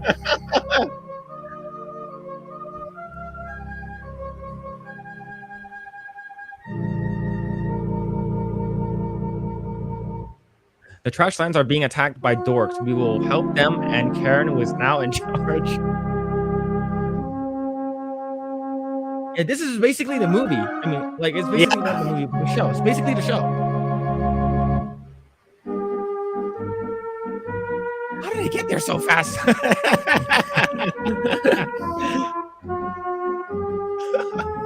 The dorks don't stand a chance.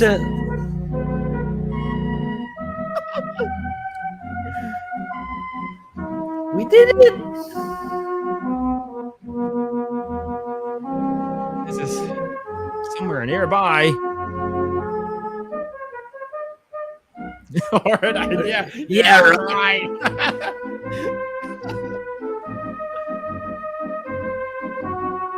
Uh-oh.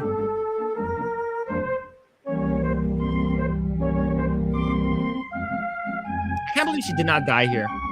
You know, she's Galadriel. She can't die. Everyone is dead. No one survives the viral classic flow. Not even the Karens.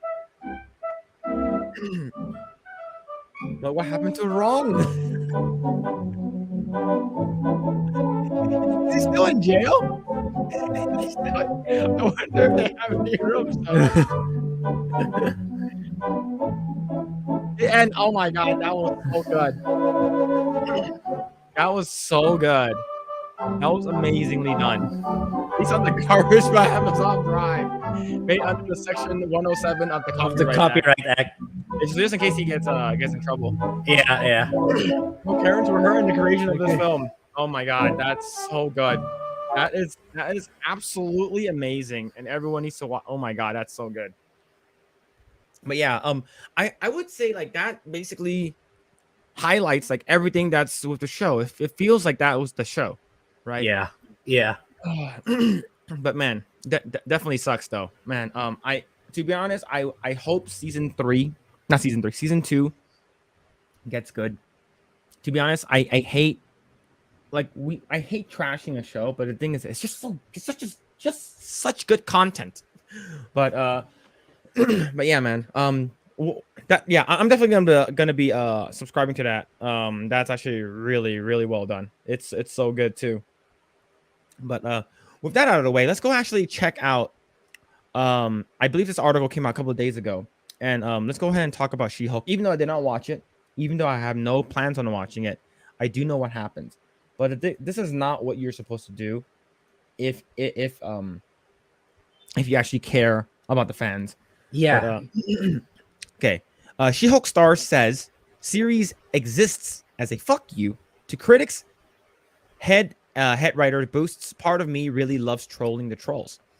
So, sure, you know, like if you think that's the win, I don't think so. But you know, whatever floats your boat, right?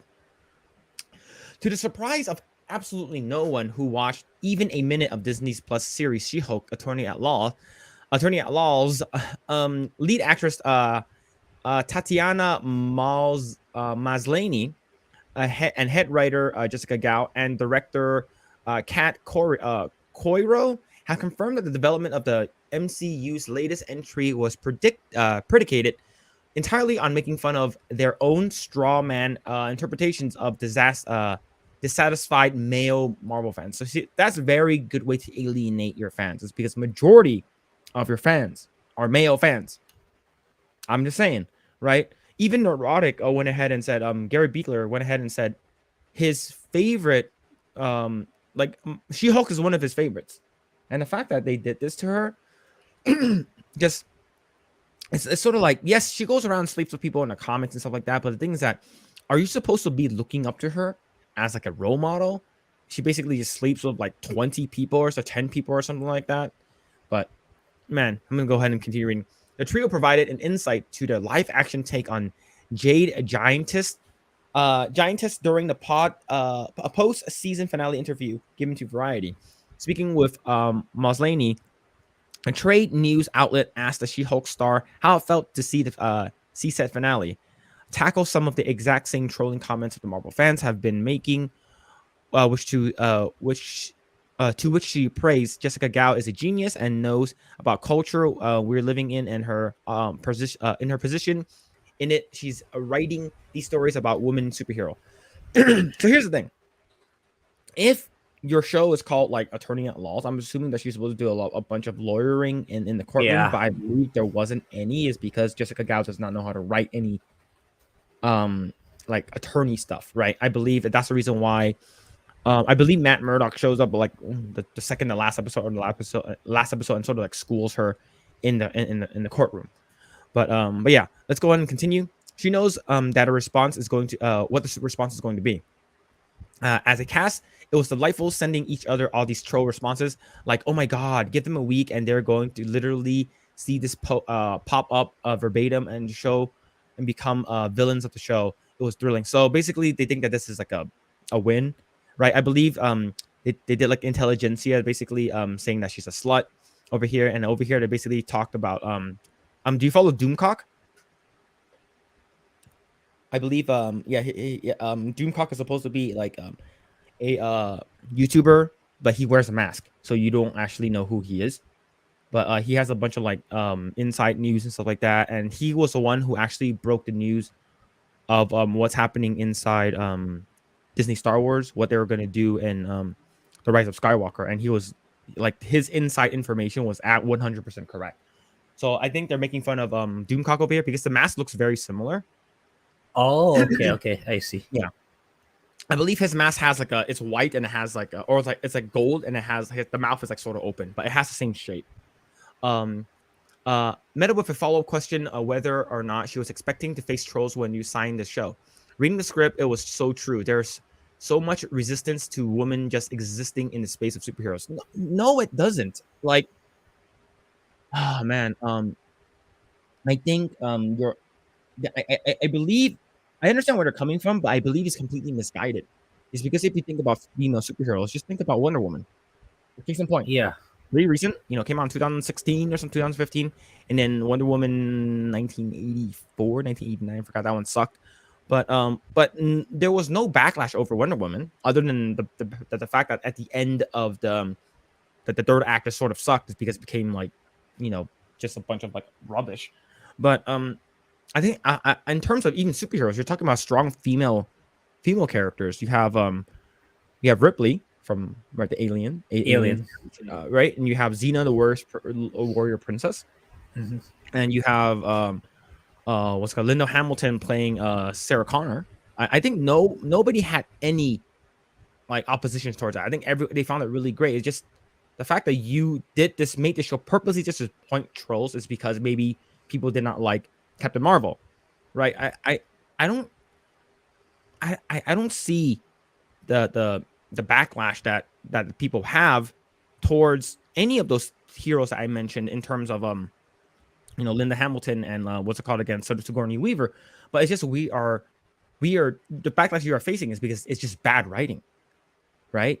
And same thing with what's it called again, Black Widow. I believe it didn't do good, like financially. It was a financial disaster, right? May it be because it was supposed to be promised to come out in theaters versus Disney Plus. That's the reason why like Scarlett Johansson tried to sue Disney, but no, that didn't work. So I think it's just they think this is funny, and the thing is that Jessica Gal did pickle Rick, right?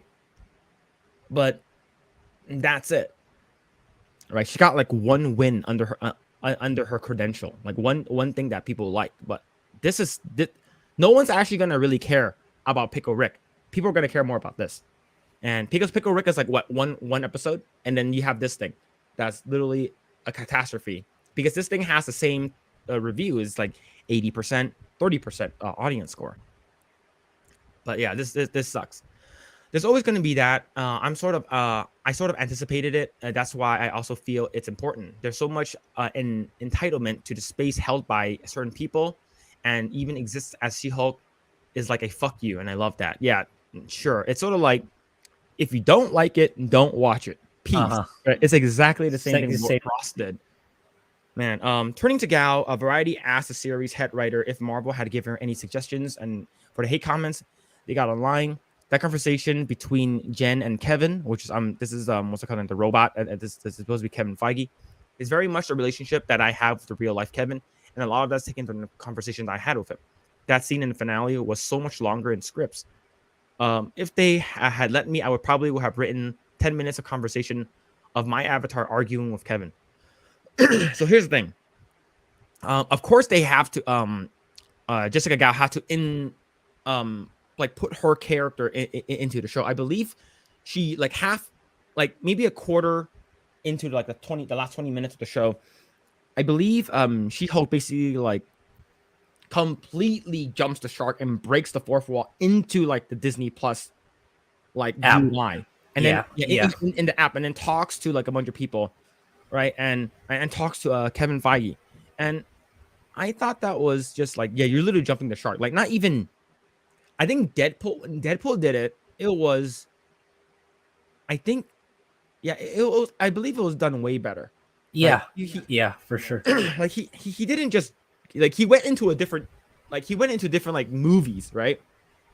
But he didn't like try to be so meta. I'm gonna go into the app, right? So like they're trying to make the She-Hulk to be their version of Deadpool, and the fact that you can only do that if your character was written well. Yes, And the thing is that the yes. characters was not written well. I believe they made her, you know, in the show they call her a slut, which she is, because she literally just goes on Tinder and hooks up with a bunch of dudes. So, and that's the thing I hate about hookup culture, right? Hookup culture, you're literally like going out, having sex with a bunch of random people, and you think that's okay. It's sort of like and people are basically saying that like, oh, if you don't do hookup culture, then like, are you even a real person? It's because a lot of these mainstream media, a lot of these corporations and like these companies are basically saying that that's normal. You should hook up with a bunch of people. It's okay for you to do that, and they sort of just shun the people who actually gets married. It's that's how I feel, man. Do you feel the same? Am I completely way off Yeah, off base here? it just feels like people pushing their own prejudices or ideals into TV, into entertainment media. Mm-hmm. That's what it essentially is. Like, instead of prioritizing good writing, providing entertainment to your core audience, it's like the stuff they're thinking about, or they have anxieties or insecurities in their life, in their life personally. They're like pushing it into these entertainment platforms, into these shows, Mm-hmm. so that at the end of the day they feel validated. Especially when they're using the pushback as a means to further justify what they're doing. Oh, look, I'm actually, what was the term that Blair Herder said in G4 TV? Smashing ceilings. I'm defying the status quo. So it's Mm-hmm. like they're using it as a means to elevate themselves, which I think it's incredibly selfish of them. I mean, if you really want to push your ideas, there are better ways of doing it. You don't have to ruin franchises or IPs to be able to do so. Yeah. You can always write a website or write a blog, like, or even make your own YouTube channel. Like, why I think like this, why I think like, even title it the way you want to. Like, but do not drag these well established IPs in doing so. Yeah. Yeah. Well said, man. Well said. It's see. This is one of the episodes. Like, Jessica Gal's right over there, Yeah, right? Maybe it's she's writing in her own insecurities into the show. I believe that's what it is. It is like you said. They're basically projecting themselves into the show and injecting what they feel that, hey, if I do this all the time, I'm gonna make it that this superhero does it too, so people can relate. Is because I'm doing all these things. It's I I think a lot of things are doing that. Like a lot of TV shows. I remember there was someone talked about it. There was I forgot who it was, but it was like during the Powerpuff Girls like reboot. I believe one of the characters, is that still pushing like, through? yeah.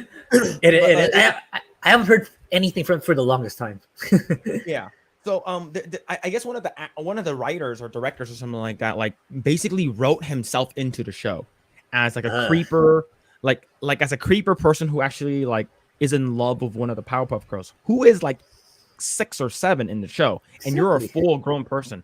But man, it's definitely like people who just like really wants to be all meta. Hey, I'm gonna put myself into the show. Oh, I'm gonna put myself into a movie and push my agenda, push my narrative to make it normal or something like that. To normalize whatever I think that people who are against me, I'm gonna normalize that, and I'm gonna use my platform to do so. And like you said, you could use a different platform, but the fact that you were given this major IP to do so, it's just bad taste, in my opinion.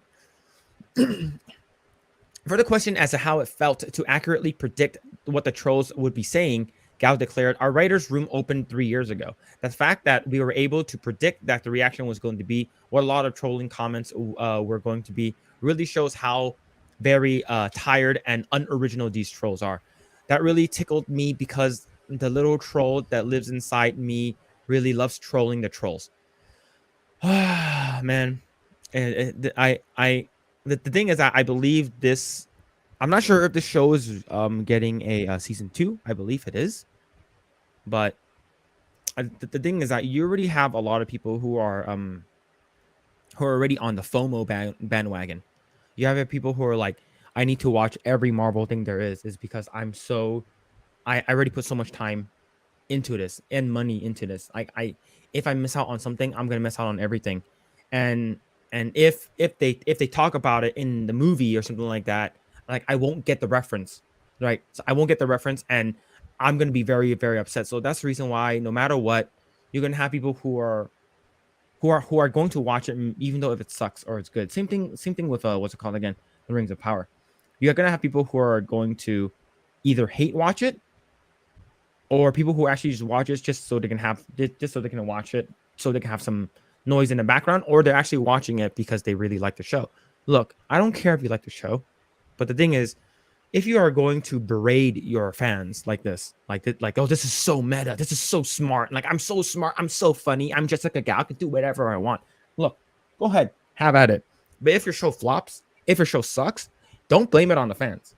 Don't blame it on the people. It's because they know what they're doing, and they think that they're gonna continue doing it. Like all of these TV shows and movies that saying that if you don't like it, don't watch it. And this definitely sucks, man.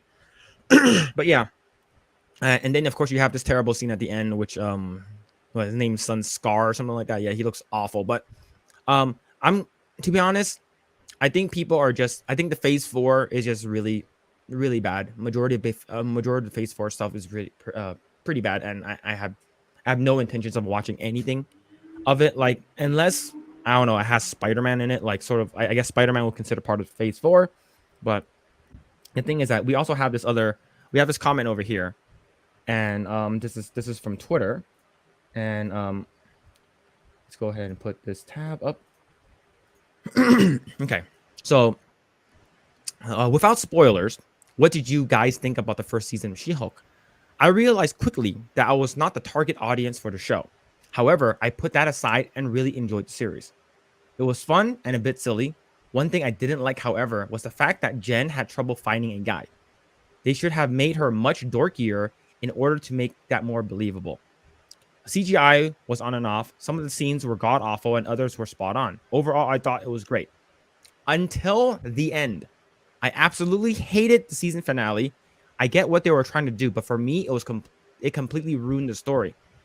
I do respect them for trying it, though. I'm sure some people loved it. What did you think? Right. And for me, I think you're entitled to watch whatever you want and like whatever you want. But the thing is, even if a fan who actually liked it, right over here, it says that target audience, however, I really enjoyed the series, right? But this I hate. And the fact that they came out and just attacked the fans and trying to be meta, I believe is just not the right way to do it, in my opinion. But this is now this leads to season 2, and the reason why I think this is important is because sort of like what are you trying to what are you trying to say about your character, or what are you trying to say about your quote unquote role model or something like that, right? Someone in chat says, or make their own original characters and make that your own. To be honest, the thing is that with a lot of these big companies like Disney, Warner Brothers, or especially Marvel.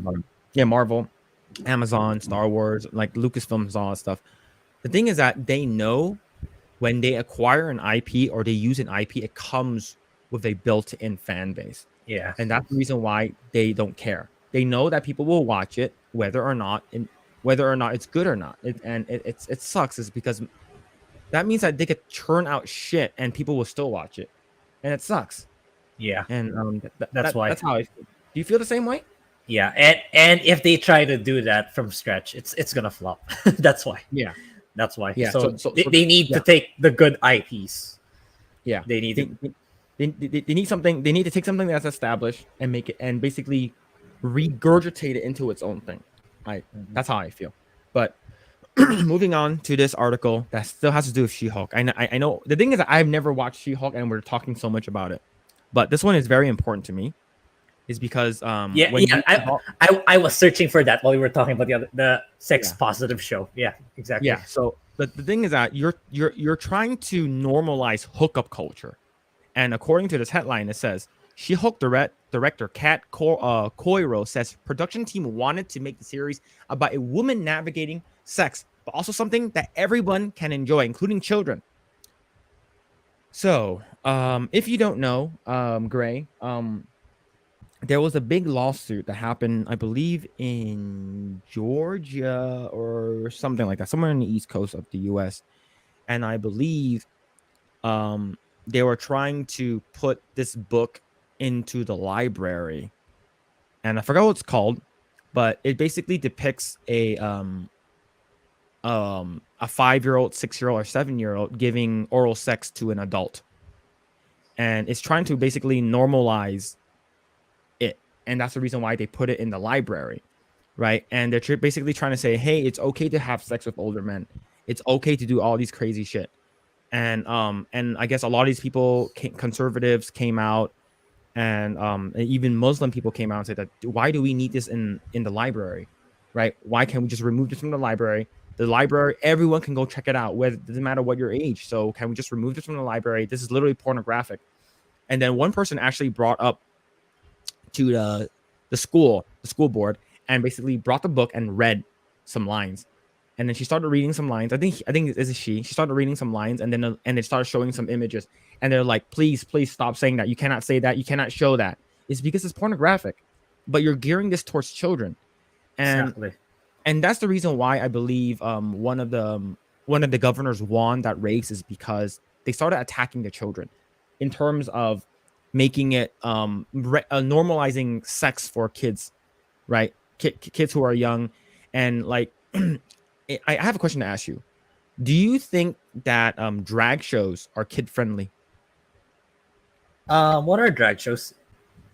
Okay, so drag shows are basically, majority of them or all of them are males dressed up as females, and they're basically dressing in like underwear and like lingerie, walking up and down, doing like dances, flaunting their butts and stuff like that, doing, and or sometimes even singing or something like that. But they're very provocative, it's very risky, right? Do you Okay. think that a 5-year-old should be able to watch that?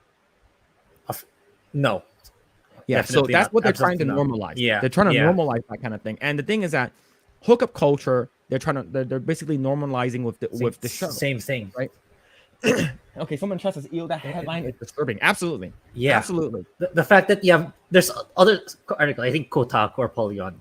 Mhm. Sex positive and children should not be in the same sentence. Exactly, right. And then and the thing is that, and then you have like the gay community coming out saying that, or the trans community, or the LGBTQ community saying that if you get rid of these books, you're getting rid of who they are. I'm like, wait, are you saying that you guys are pedophiles? Which is, when it's are you saying that? Like, if you are, then what the hell? But you're not, right? You guys aren't pedophiles, so we're just trying to remove the books as saying that we should get rid of it. It's because it's between you're talking about having a little kid having sexual relationships with an adult. It's extremely disturbing, and we should not legalize this. We should not normalize this. And exactly what you said, sexualization and children should not be in the same sentence at all. And another person in the chat says, I don't know, having words of navigating sex and children should be in the same subject. It seems off. Yeah, exactly. Yeah, it's very disturbing. According to She-Hulk attorney at law director Kat Coro, in addition to trolling the trolls, a secondary goal of Marvel's latest Disney Plus series was to present a story about women navigating sex, but also make it something that everybody can enjoy, including children. So, Grae, speaking of, a woman navigating sex, um, did you watch Red? I believe it's like a Pixar thing where like a girl turns into like a red panda. This is the first time I'm hearing of it, so no. So yeah, so it's I believe it came out earlier this year, and it's called Red. And what it is I think it's a 13-year-old or 13-year-old or 12-year-old girl. I guess whenever she gets emotional or something like that, she turns into a red panda, and it comes once a month. Once a month. Does that sound familiar? It comes once a month for 1 week. Does No, that no. sound familiar? So that's Oh, it's basically oh, yes. It's oh, okay, okay, basically okay. it's symbolism for menstruation, Yeah, the yeah. menstruation cycle. So what it is so they're basically doing it's sort of like a message that like and I believe only the women in the family can get it. Only women can get it, right? So that's sort of what they're doing. But what Pixar is also trying to push out is Inside Out 2. And in what Inside Out 2, I believe they announced this in the Disney Expo. And then what Inside Out 2 is going to be revolving about is about that same girl, but she's going through, her menstrual cycle in high school. And the thing is that they're literally trying to I understand what you're trying to do. You're trying to make aware that women's bodily functions, what happens throughout their life and stuff like that. Look, we understand that's the thing. We all know it. But the thing is that Pixar is geared towards children, right? People who like 4-year-olds, 5-year-olds, 6-year-olds. Why would you want to put that message in your movie? Right? Is this subliminal? Like, or are we not supposed to know? But it's literally what you actually said it. I believe what's her face? That girl from the girl who voiced the main character. She came out and said it. She's like, I'm so happy we're gonna be doing this. I'm like, why would you be happy if this is supposed to be geared towards children who are young children or maybe even adolescents? Like, why would you talk about this? It's such a weird thing. And of course, this is under the guise of Disney, Pixar, Marvel. All these and crazy things are happening, and like sort of they're normalizing everything, and it sucks. This whole picture needs to go away. Cora provided the insight to her and her team's intent with Jade Giantess during a post game interview given to the Polygon to the She-Hulk season finale. Therein, the director explained that it's not only did the series production team set out to, as previously affirmed by the series head writer Jessica Gao, focus their story on smaller moments, a superhero's life, and being able to see a superhero become coming home and kicking her shoes off after the day's work, but to also address that what they perceived as a societal fear around sex and around the idea of sex positivity. So here's the thing. We should not promote this kind of idea towards young children, right? Well, why it's sort of like I understand why parents are coming out and saying that like we need to protect our children from these type of things. And the thing is that this is now in superheroes, right? Yeah. Like this is normalized now. Like, and they're already. It's like she's basically like I believe this is a teen. This is rated for teens. I'm assuming. But the thing is that a lot of parents are like, "Oh, it's superhero, it's Marvel, it's Disney, it's Yeah, fine, yeah, let's show this to the exactly. kids," right? Exactly. And then you see this happening, like like basically Captain America fucks, right? Captain America's ass talking about that stuff, right? And look, I know like I you're basically sexualizing a lot of your characters, and you're blatantly showing that it's okay. You know, show your kids this is all Disney property, and it's just I think it's sort of like disgusting in my opinion. Yeah. I don't know. And I think this is not even the first time. I believe there's a movie there's an MCU movie that showed something similar. That's for kids. Like it's not even age restricted. It's called The Eternals. Mhm. I don't know, but I don't know but I think there was an actual sex scene in there,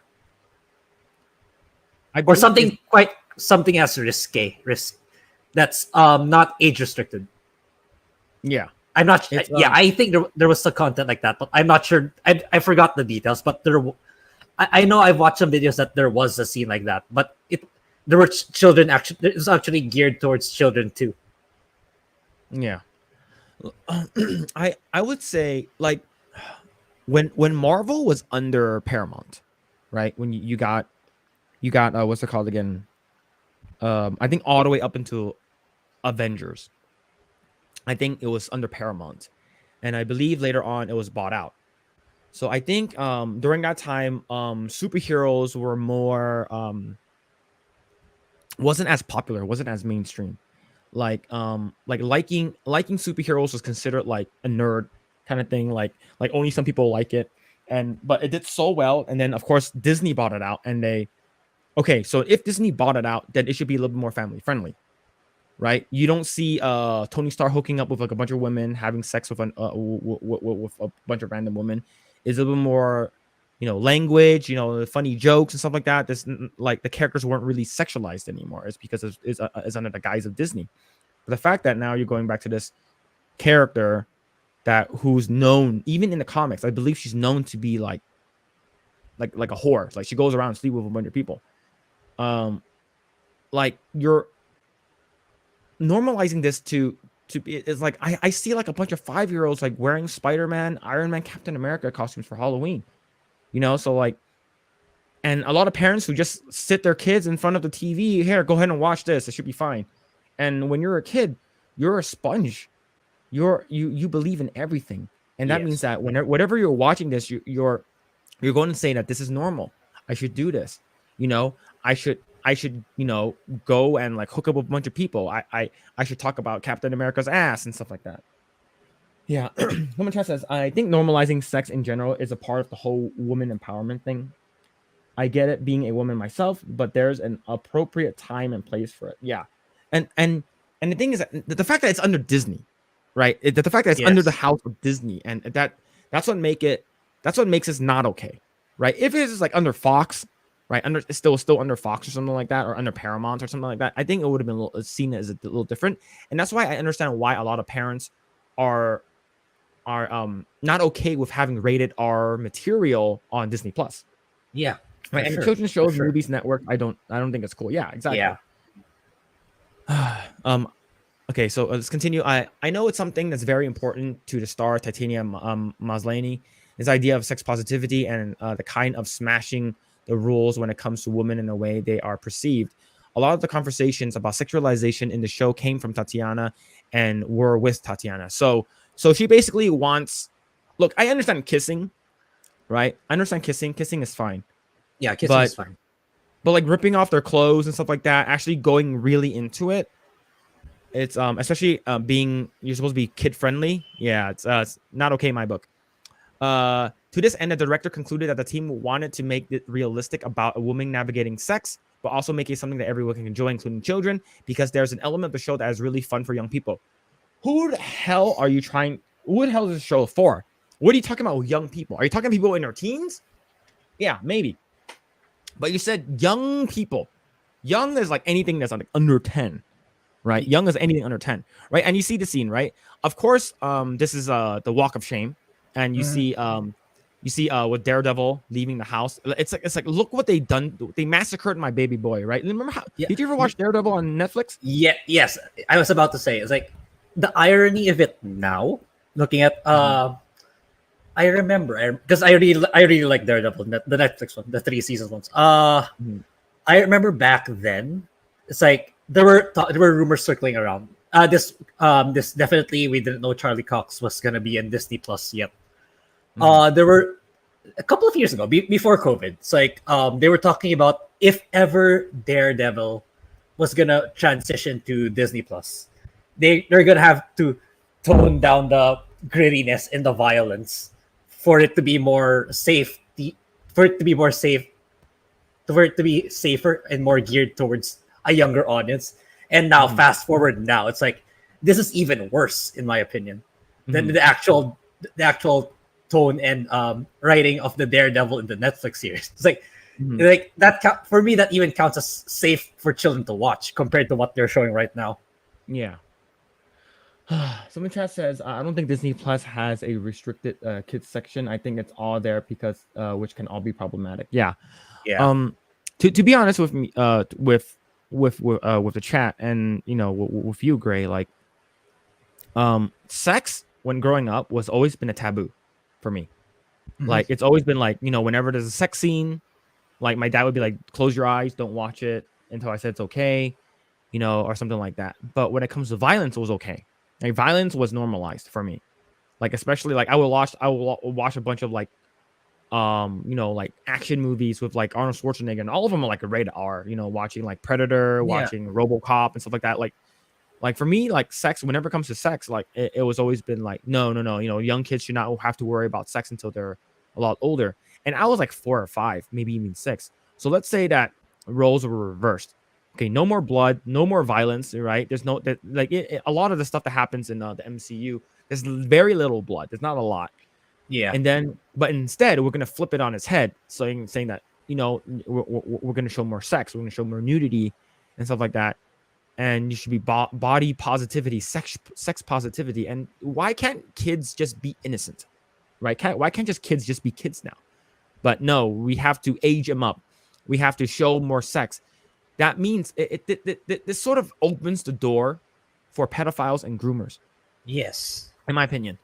So if you normalize sex and you show sex positivity, and it's okay to hook up with a bunch of people at a young age, that means that you are groomed to be able to have sex at a young age. And that's why that I mentioned on my stream about the California law, where they voted in unanimously in the Senate bill, saying that it's okay as long as the 14-year-old consents to a 24-year-old. They're basically normalizing it.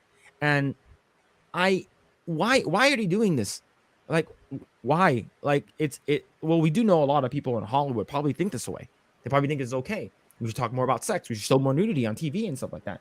They do that in Europe. There's a bunch of like porn in London and stuff like that, and like for little kids to see, but violence is a big no-no, because in Europe it's completely flipped. A lot of violence is gone, toned down, and then but there's a lot of nudity that people get to watch because it's different country. Yeah. Two of the things that I really stood out to me from the season were Jennifer and Bruce's chemistry, and Jennifer and Matt Murdock's chemistry. I know that Daredevil has an 18-episode show coming out, so I could definitely see our She-Hulk appearing there, and they're probably gonna have sex too. And there it seems that there might be hints that might be some Hulk movies, and I could definitely see She-Hulk joining Hulk and whatever adventure she goes on next. But what's really a mystery, and only Kevin has the answer. Well, the thing is that they probably want more sex. They probably want okay, here's the thing. Okay? If they want sex, let's go all out. Let's go ahead and do the Old Man Logan one of the chapters in Old Man Logan, one of the stories where Hulk goes crazy. Bruce Banner is no longer inside him, so Hulk takes control. Hulk actually savagely rapes She-Hulk and have inbred children. Oh, you mentioned this before. Yeah, and then have Wolverine kill him.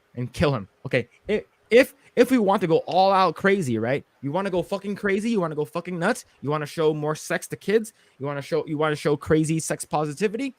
Just show that. Of course they're not. It's because like you're basically gonna show Hulk doing all these crazy things. If you're not gonna show that, then why show this? Why would you want to make it more sex positivity for young children who are the age of like 6 and 7? In my opinion, it opens, like I said, it opens the door to grooming, opens the door for pedophilia, and it's just we already have a lot of these like weird people in Hollywood, that likes all these kinds of stuff already, sexualizing young kids. Was it that Schneider guy from the Nickelodeon with like iCarly and Jenna McCurry and stuff like that, and even Ariana Grande. But man, it's so crazy. And this segues me to a different article that I want to talk about. That's also comes from Bounding the Comics. Speaking of groomers, Ezra Miller, I believe, reported to have facing up to 26 years behind bars. Did you see this? Yeah, I didn't read it. I only watched a few videos, but is it already confirmed or it's just speculation as of this point? I believe is up to the jury, but the fact that he was housing a bunch of children and their mom, so like I guess they have consent because the mom is there, but he housed like a bunch of people inside like a Vermont home or something, and it's pretty disgusting. I hope they freaking recast him. I do not like him, and it's the what made okay one thing that I actually hate the most about him, other than the fact that he's a groomer and he's crazy and he attacks his fans, is his running. I think is his running, and he doesn't know how to run as a Flash. But he looks like he's like ice skating. But all joking aside, rumor, So this rumor is not official. Miller reportedly is being replaced as the Flash no matter what. So it would be pretty cool after the whole Flashpoint thing. Grant Gustin wakes up and he's like, and then he's the Flash, because I like Grant Gustin as Ali Baron. Ali Baron. Barry Allen. Yeah. I was like, Halle Baron, who's that? But facing up to 26 years behind bars doesn't help but his chances. But no matter which way the jury or judge rules, troubled actor Ezra Miller is likely done altogether as Barry Allen in the Flash. After the Flash reaches theaters, yeah, I believe they should actually cast Grant Gustin. They already did a sort of crossover in the TV show. Yeah. I heard, but I haven't watched it. But I have heard. Pretty cool. I actually thought it was pretty cool. Is because I believe this Barry Allen is more of a newbie versus where the timeline where he met Grant Gustin's Barry Allen, he's more seasoned. He's like 7 to 8 years being the Flash versus like, he because he never called himself the Flash, right? So like he goes up and he's like, whoa, and they both talk to each other. It's like, whoa, what are you? And he's like, oh, he's like, you're Barry Allen, and he's like, I'm Barry Allen. No, and it starts to talk to each other, and then he's like, who are you? He's like, I'm the Flash, and he goes, huh, the Flash, and then he's like, wait, if this happens, that means that multi-universe and multiverse theories happens, and then he sort of just fades away. So basically, that's like the cameo that he made.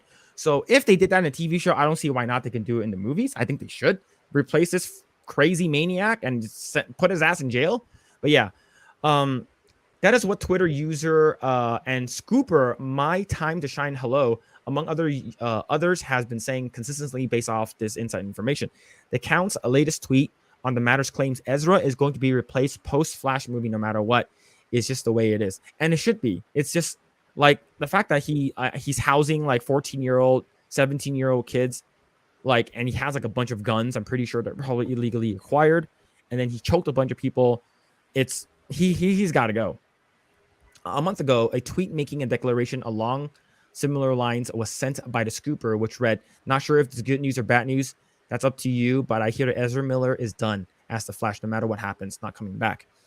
These aren't claims coming out of nowhere, but being made in a vacuum. There are presaged by frequent rumors and industry reports that Miller is too much of a headache for Warner Bros. To handle. Allegedly, after David Zaslav and the Discovery took over, there was a shouting match at the board of meetings where the directors and wanted to shelve the Flash to figure out what to do about Miller's crisis. The scoop was first shared by Undercover Scene. Yeah, I think it's like Cinema, like Undercover Cinema, who claimed Zaslav got outvoted on Tuesday with regards to Ezra's situation. Majority of WB Discovery Board wanted indefinitely to shelve the Flash, but Zaslav was against it. So he called in another meeting today, and it sounds like there's a shouting match happening right now at the Warner Brothers. YouTuber and film scooper Grace Randolph backed the claim, declaring that I'm not sure how how true this is re-specific drama details, but I am hearing that indeed that this is it, man. The moment of truth, the Flash developing story. Hopefully we get to answer Ari its fate soon. And I do follow Grace Randolph from time to time. Zaslav, however, reportedly likes the film and is a big believer that it can win the studio, so he nixed their proposal. He also is a reported believer that idea Miller will seek help. No, he won't. I think he's too far gone. I think he actually needs mental help. I don't think. I would say he probably needs like psyche evaluation. Yeah. It's not going to be on his own initiative for sure. Oh yeah, like I think sending him to jail. He might. If you send him to jail, I'm pretty sure they're gonna give him some kind of parole on like good behavior or something like that. Yeah, good behavior, good attitude. So they let him out like in like 5 years or something like that. But I think he actually needs like rehabilitation. He actually needs to seek help to make sure that like why are you doing all these crazy things? You know, why are you housing a bunch of kids and stuff like that? Why are you choking people randomly on the street? And it's he needs help. YouTuber Orange Hat Reviews put it this way at the time of the apology was given: he doesn't care that he's been running amok for 2 years, menacing women across 4 different countries. But the second his movie is threatened, it's time to buck up and make apologies. Yeah, it's like Exactly. he's already done so much. Like he's already so far gone. I don't think he freaking cares. There's no winning in this for Warner Brothers. This is an inherited problem for Zaslav. The hope that is the scandal will remain at a low level before the movie is released, and hope that the best for the best to turn out. We meet between Miller going to jail and the Flash at risk of flopping thanks to bad publicity. Smooth sailing appears to be out of reach in this case. Yep. I definitely agree. But we're gonna go a little bit over because we have not even talked about the House of the Dragon yet. Yeah. Okay, we're gonna go a little bit over, chat. We're gonna talk about it because this episode was pretty damn good, and I'm super excited for tomorrow's episode. So, with all of that out of the way, this podcast tonight's podcast will be a little bit longer. Hopefully not too long. But what were your thoughts on what happened in this past episode? Like this past episode was pretty damn crazy, especially what happened at the end. Yeah, the end was, I think, just kind of like subverting expectations a bit. Mm-hmm. But at the same, I mean, I don't know. It's like it's kind of a forced drama in my opinion. I mean, it's good. The scene itself is good, but like that dragon stomp killed a lot of people. it killed a lot of people for no reason, just for Rennis to like show off. Dude, look at me! I have a dragon. So I don't know. It's I get what she's trying to do, but that's a lot of innocent people she killed. Yeah, like, I don't care. Yeah, so she stomped a lot of people. That dragon stomp, or not stomp, it came from below. Boom. Yeah, and like I would have thought that someone like Rennis could have seen the bigger picture. Like, I'm pretty sure it's a deviation from the books already at that point. That scene alone, it's like she could have ended the war right then and there. It was right in front of her. She could have been like Dracarys or whatever. No, I think her dragon's name is Meraxes based on a YouTube video. It's Meraxes. So she could have just Melees. It's Melees. Melees. Okay. So yeah. So she could have breathed fire to the high towers and that's it. The end. Rhaenyra wins, but yeah, she chooses not to, and then a lot of people are gonna suffer along the way. What I think in her defense, it's just because she wanted to spare Viserys' children, out of respect for her brother. But I mean, yeah, looking at the greater picture, a lot of people are gonna die now because of what happened. And you can, this picture, Egon, you can already see from the crowd cheering on him. He's gonna use his position. Is gonna get over his head. He's gonna do a lot of things, especially to women for sure, especially to children. Yeah. He's gonna the pit is Oh yeah, I forgot about that. The Mysaria, aka the White Worm, she wants to put a stop to the children fighting, which I don't know if Otto can do it, because it's for now it seems like Egon is someone they can control, but I think there's kind of foreshadowing that Otto and Alicent will not be able to. I think there's some I don't hints. think so. Yeah, he's gonna go crazy. He's gonna take advantage of his status. It's sort of like what's it called again? When Joffrey became king, like Cersei wasn't able to stop him too much. Like the only person that was able to check Joffrey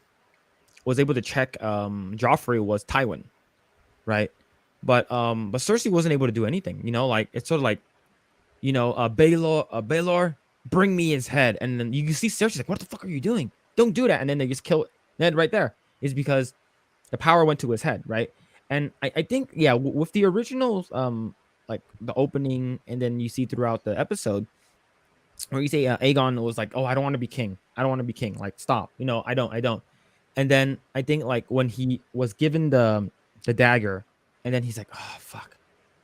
And then he hears the people cheering for him. Yes. And it's sort of like, oh, they want. Okay, yeah, people like me. All right, cool. And then I have a feeling he's gonna be some kind of like, he's gonna be pretty demented. I'm not sure, but for me, I was like, you had that moment where Aemond was like, I could kill you right now and take your spot, right? But yeah, it's It's pretty bad. Yeah, Aegon looks like an albino Gerald Way. Oh, you mean Gerald from Witcher? But but it's I thought it was pretty interesting, right? You sort of see like what Aegon's been doing, like him. He's not actually at the whorehouse. He's actually having his bastard children like fight each other to the death in the pits, and and the fact that you don't see any Daemon, any Rhaenyra in this episode. All you see is the family and the aftermath, right? And the fact that you have like Otto and a bunch of people at the Green are already saying the king's dead. All right, here's what we're gonna do. Yeah, we're gonna do this. We're gonna do this. We're gonna do this. It's like, and you could tell like Allison was completely blindsided. He's like, wait, what the fuck? You guys been doing this all behind my back? Oh, Geralt Way is from My Chemical Romance. Oh, okay, never mind. Oh, okay. Yeah, I wasn't familiar either. Yeah, but yeah, so they're already planning all of this like thing like behind her back. Like they already knew that once the king dies, things are gonna change. And especially with the miscommunication with what's it called again? Viserys saying There's that and Allison. yeah, with Yeah. Aegon's gonna take the throne, he's gonna be able to unite the kingdom, blah blah blah, White Walker shit. And the fact that the only person who actually knows about the White Walker and Aegon becoming the prince that who was promised to take the throne, the only person who knows is Rhaenyra, right? Because that news is passed down from king to whoever's next in line, right? Yeah. So he doesn't know the story. Alicent knows the story, but in different contexts. So this is definitely going to be very different. Rhaenyra is definitely going to be like, he doesn't know the fucking story. And yeah, like for me, I thought that, what's it called again? Rhaenys was actually going to blow them all away. I thought she knew when she pops up and then she's going to be like Dracarys, right? But I think what she did was sort of like, I could kill you right now. Yeah. I could kill you, but I'm not going to. And maybe she just wants to sort of, I have a couple of theories. I think that she wants to remain sort of like neutral, right? I'm not going to kill you guys, but I'm not going to stop you guys from a war. So maybe because ultimately I feel like if I was Rhaenys and my daughter is dead and all I have are my grandkids and I lost a claim through Driftmark, right? Like I don't have it. I'm not ever going to be queen. If I don't side with Rhaenyra, my granddaughters will not get Driftmark and my other granddaughter will not become queen. Like in my opinion, I think she is selfishly helping, but just in case that Team Allison wins, hey, remember that time I did not kill you? It's like, that's how I feel. Oh, do you feel the same way? Do you feel the same way, or do you feel something different? I think she's leaning more towards siding with Rhaenyra. It's like, it's a way to subvert expectations. Like, because if you remember early on, like episode 2 or episode 3, back when Rhaenyra was still the childhood actresses, they were actually clashing. Rhaenys and Rhaenyra were actually hard clashing with each other. Now, towards the end of the season, she's actually siding with Rhaenyra. It's like, it's a way to subvert expectations for me.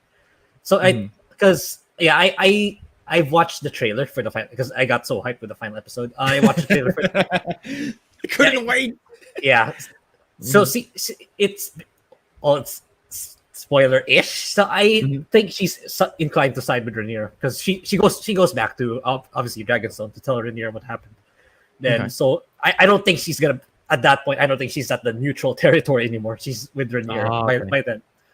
And yeah, I also watched another review. So there's some spoilers that I know. So obviously some people are gonna die. Some people are gonna die in the final episode. I'm not gonna say who, but there's some people's gonna die. There's some he heavily implied that it's actually gonna happen. Like some particular people are gonna die. And it's gonna be even worse. Then and it's last podcast we thought that, because I said the final episode is the Black Queen, right? I said the name episode is the Black Queen. I think it's just in preparation for what's to come in that episode. Because yeah, it's just gonna be a bit of a spoiler. Most likely it'll be true. Because in this episode we talked about it's about the Green Council. So it's about the council members of Allison. So in this next episode, at the very least, there's gonna be an equivalent Black Council in the Dragonstone in order to counter the Green Council. So there's gonna be this thing called the Black Council, and that's why it's gonna be called the Black Queen. I think that's what they're implying, but that's what one of the reviewers said. So it's next episode is gonna be a lot of things are gonna happen for sure. Oh man, so I'm wondering if like in terms of how in the original Game of Thrones, episode 9 was the big episode, right? I wonder if for this one they're making like episode 10 the big episode now. So yeah, it seems like the next one like it's gonna be huge. I think is gonna be some kind of war that's gonna happen between Alicent and Rhaenyra. The fact that what sucks is the fact that like Alicent is actually like, what about Rhaenyra? Like she actually still cares. The fact that they actually officially made up, because remember I asked last podcast, I was like, do you guys think like Alicent and Rhaenyra are actually like okay now? And I think they actually were until now. Right? I think like even with with Viserys whispering into Alicent saying that the king that was promised King Aegon, and he should be king. Like even when he said it, she was like, "What about Rhaenyra?" And then the dad was like, "Who gives a fuck, right? If the king said this, we're gonna go with that." And of course, you have one of the councils that was inside the chamber was like, "No, I'm gonna leave." And then fucking Kristen Cole's like, "Bam! Sit your ass down," and he died. It sucked. But that's another thing.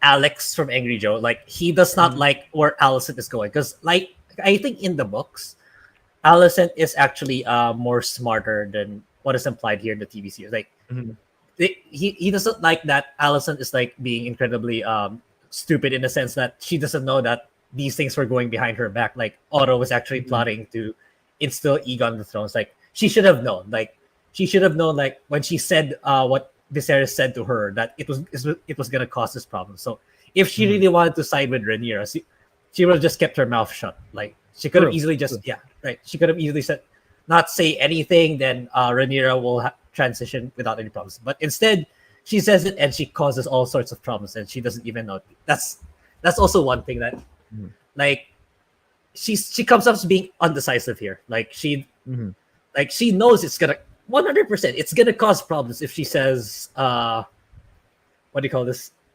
Once she tells the council that he wanted Aegon to be it, she should have known that it's gonna cause huge problems. But instead, anyway, she says it, and now we're in this mess.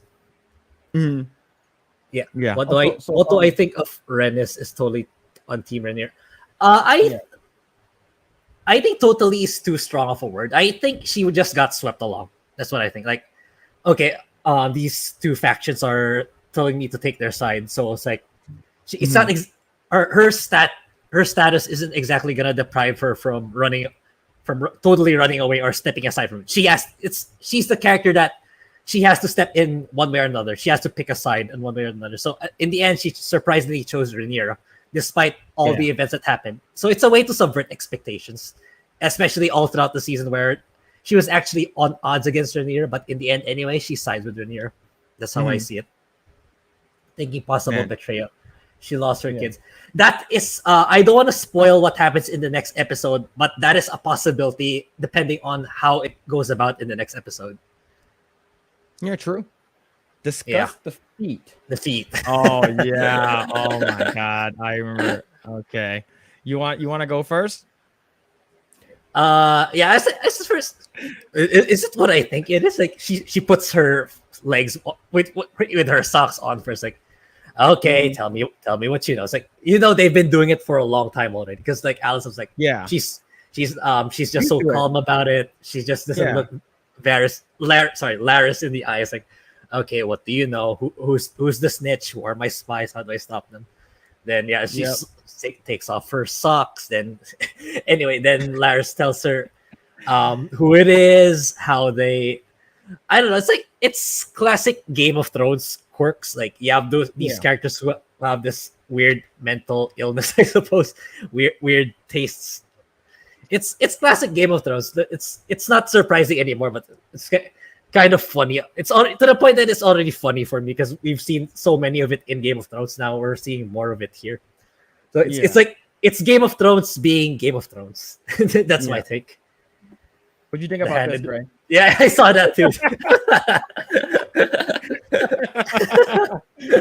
But yeah, so when he's like, so where can I get more information? And she's like, I was like, what's she doing? And then she puts out her feet. I'm just like, oh, I see where this is going. Oh man, but yeah, for me, I thought, like for me, I always thought that do they have some kind of like sexual thing? You know, like is Laris like is he like secretly in love with her? Sort of like I don't know, like Littlefinger, but I don't think that's the case. It's sort of like that would be like, oh, that would be too easy, right? So it's because he sort of have this thing like, oh, let me know if you need me to do anything else, and it's like, okay, yes, that's fine. You could tell like they have some kind of like, I'll give you more info if you give me something, and we finally find out what that something was in this episode, and I thought that was funny, and then it's sort of like, yeah, it's sort of like that classic Game of Thrones. They're like, sort of like when you see like Theon Greyjoy's like floppy wiener, you're like, but yeah, I'm definitely looking forward to the next episode for sure. I did see a little bit of it because I think it auto played on like YouTube or something like that. But yeah, I did hear Rainey said the Greens are coming for you. That's all I heard, and I was like, no, yeah, I'm gonna stop that. I'm gonna stop there. So given the question is like, whose side do we think Rhaenys is on? Is it Team Rhaenyra? I think she's more Team Rhaenyra than she is Team Alicent. But that could be completely different. It could become subvert expectations or something like that. Maybe she betrays her. Who knows? But man, tomorrow's episode is gonna be crazy. I'm looking forward to it. But what's it called again? Man, I don't know how I feel about like Aegon though taking the throne. Like I really thought that it was gonna be Aemond because I know Aemond really wants it. I think there's room that he will. Actually, oh yeah, I forgot. I was about to say. Yeah, I think in the books it was really Aegon at first. He even has a name. He's called Aegon the Terrible. So you know what's gonna happen based on that title. So it's probably gonna happen. But sexy royal feet. Yeah, Aemon is gonna do some stuff based on what I've watched. Based on what the review, because like that reviewer's warning. Okay, this is gonna be super spoiler. So if you want to get out now. I'm done with the review. I'm gonna do some huge spoilers in the next episode. So yeah, Aemon's gonna do some stuff, and some people are gonna die. So that's what's gonna happen in the next episode. I'm not gonna say who in particular, but people are gonna die in the next episode. Oh man, I'm excited, man. It's the thing is that like I say almost every podcast like this House of the Dragon really like revitalized my love for why I enjoy watching Game of Thrones, and I do not have that same endorphins that like opens up in my brain whenever I watch the Rings of Power. Like there's just this feel where when I'm watching Game of Thrones, it just feels like, damn, this show is so good. And when I'm watching Rings of Power, I'm just like, God, this show sucks. Exactly. And we really wished it was, but it's not. But man, lots of stuff. I'm looking forward to it. Definitely a lot of good shit that's coming. But are there any other like good shows or stuff that's gonna be coming up soon? Like, do you know? No, all I saw when I tried to research last week was there's gonna be a 4-episode The Witcher series, like the origin of the Witchers, but that's still in December. That's still in December. So okay. Yeah, apart from that, I was watching Jujutsu Kaisen as per recommendation of Bailey's. So Okay. I'm backtracking the older titles, the older films that are animated comes out. Yeah, what's it called? My wife has been watching it, but I think like she stopped watching like doing her like reaction videos ever since like she got pregnant. But yeah, like she was watching it. She was really liking it. I forgot how many episodes she watched, but yeah, I heard Jujutsu Kaisen is really good. I heard Doctor Stone's really good. I heard the most recent season of Demon Slayer was really good. So yeah, lots of really cool shit. But man, sometimes I just don't have enough time to watch any of them. Yeah, yeah. I have so much backlog, like anime, video Video games, games, movies. Yeah, like especially video games, especially when especially video games. like when we have what's any of the what's it called again? Any of the um God, Resident Evil 8 like DLCs coming out, and then Mhm. 2 weeks later you have God of War Ragnarok, and then you have like early next year you have.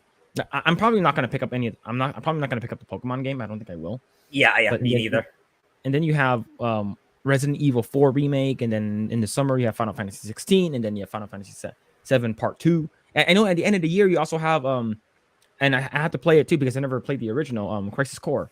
Yeah. Crisis Core That's like remaster. I'm fully booked too when it comes to video games because like yeah, I did a really really long review of Valkyrie Elysium, which I'm badly looking for feedback on that because I was actually under the expectation that people will give me negative feedback on it, but literally even my best friend said that my review was really good.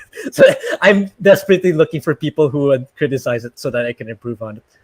And yeah, my point being, Star Ocean, which is a much bigger game. It's a really I imagine I'll take around a month to finish and make a review out of it.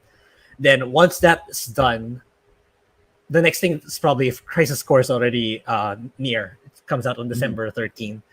Then after that, it's Fire Emblem Engage, which comes out on January 20. So it's Damn. it's You're booked. I'm booked. I'm booked. That's awesome, man. Yeah. Yeah, I also when it comes to video games, I believe these next upcoming months, especially like all of the stuff that's coming out, like literally every month there's something for you to play. That's gonna be pretty fun. Maybe if I'm gonna be able to play it, it really depends when the baby comes, right? Baby coming anytime. So the thing is that like if I'm gonna be screaming really really loud, the baby's gonna Yeah. make sure I don't do that. Yeah. So when you were streaming yesterday, it's like, oh no, I need to put the volume to half.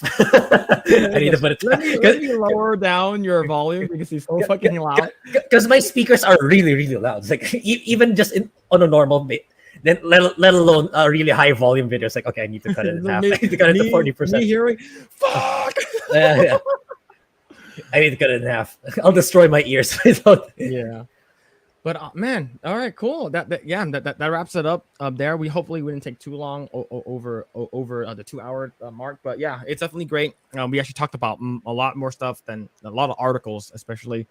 But yeah, before we leave, you want to shout out any of your socials? Yeah. I was so I did. I chatted to you. I renamed my second channel, but it's gonna be empty for sure in the near future. So I'm not gonna cascade that. Okay. So I put back my Twitch links in the description below because Star Ocean comes out very very soon. So I'll be streaming again on a regular basis when that comes out because that'll be my next big review. Then I also put my YouTube main channel, which has the Valkyrie Elysium review. So yeah, I am badly looking for feedback on that one. Because I really want to improve my work because it took me like 2 weeks to make that video. So I'm planning to do the same for Star Ocean so while I'm still playing Star Ocean, hopefully I'm looking for feedback so I can improve on my review. So I would greatly appreciate it if someone gives me constructive criticism on it. But yeah, Reddit said it was good. My best friend said it was good. My friend said it was good. So I'm looking for someone to actually say that it's bad and why. So yeah. Anyway, all right, cool. That's it. All right, and you can follow me anywhere mostly anywhere on just Mr. Phillip Chan, both on Twitch and on YouTube. But with that, we're gonna call it there. Hope you guys enjoyed the stream. Thank you guys so much. If you guys haven't already done so, please go ahead and like, subscribe, share the channel to your friends if you want them to listen to us rant about random shit. And go ahead and like the video too. It definitely does help out with the algorithm. We are nearing 70 subscribers, so slowly but sturdy. And we're gonna be segmenting out our portions for this week. I'll probably make 4 instead of 3 since we have a bunch of stuff that we talked about. And yeah, we're gonna be back next Saturday, and that's gonna be a really spicy podcast, is because this is gonna be House of the Dragon finale. So Dave, I saw you earlier. If you want to join us for that one, please let me know, and it'll actually be really, really cool to talk about it. But yeah, hope you guys enjoyed the stream and the podcast, and we'll see you guys on the next one. See ya.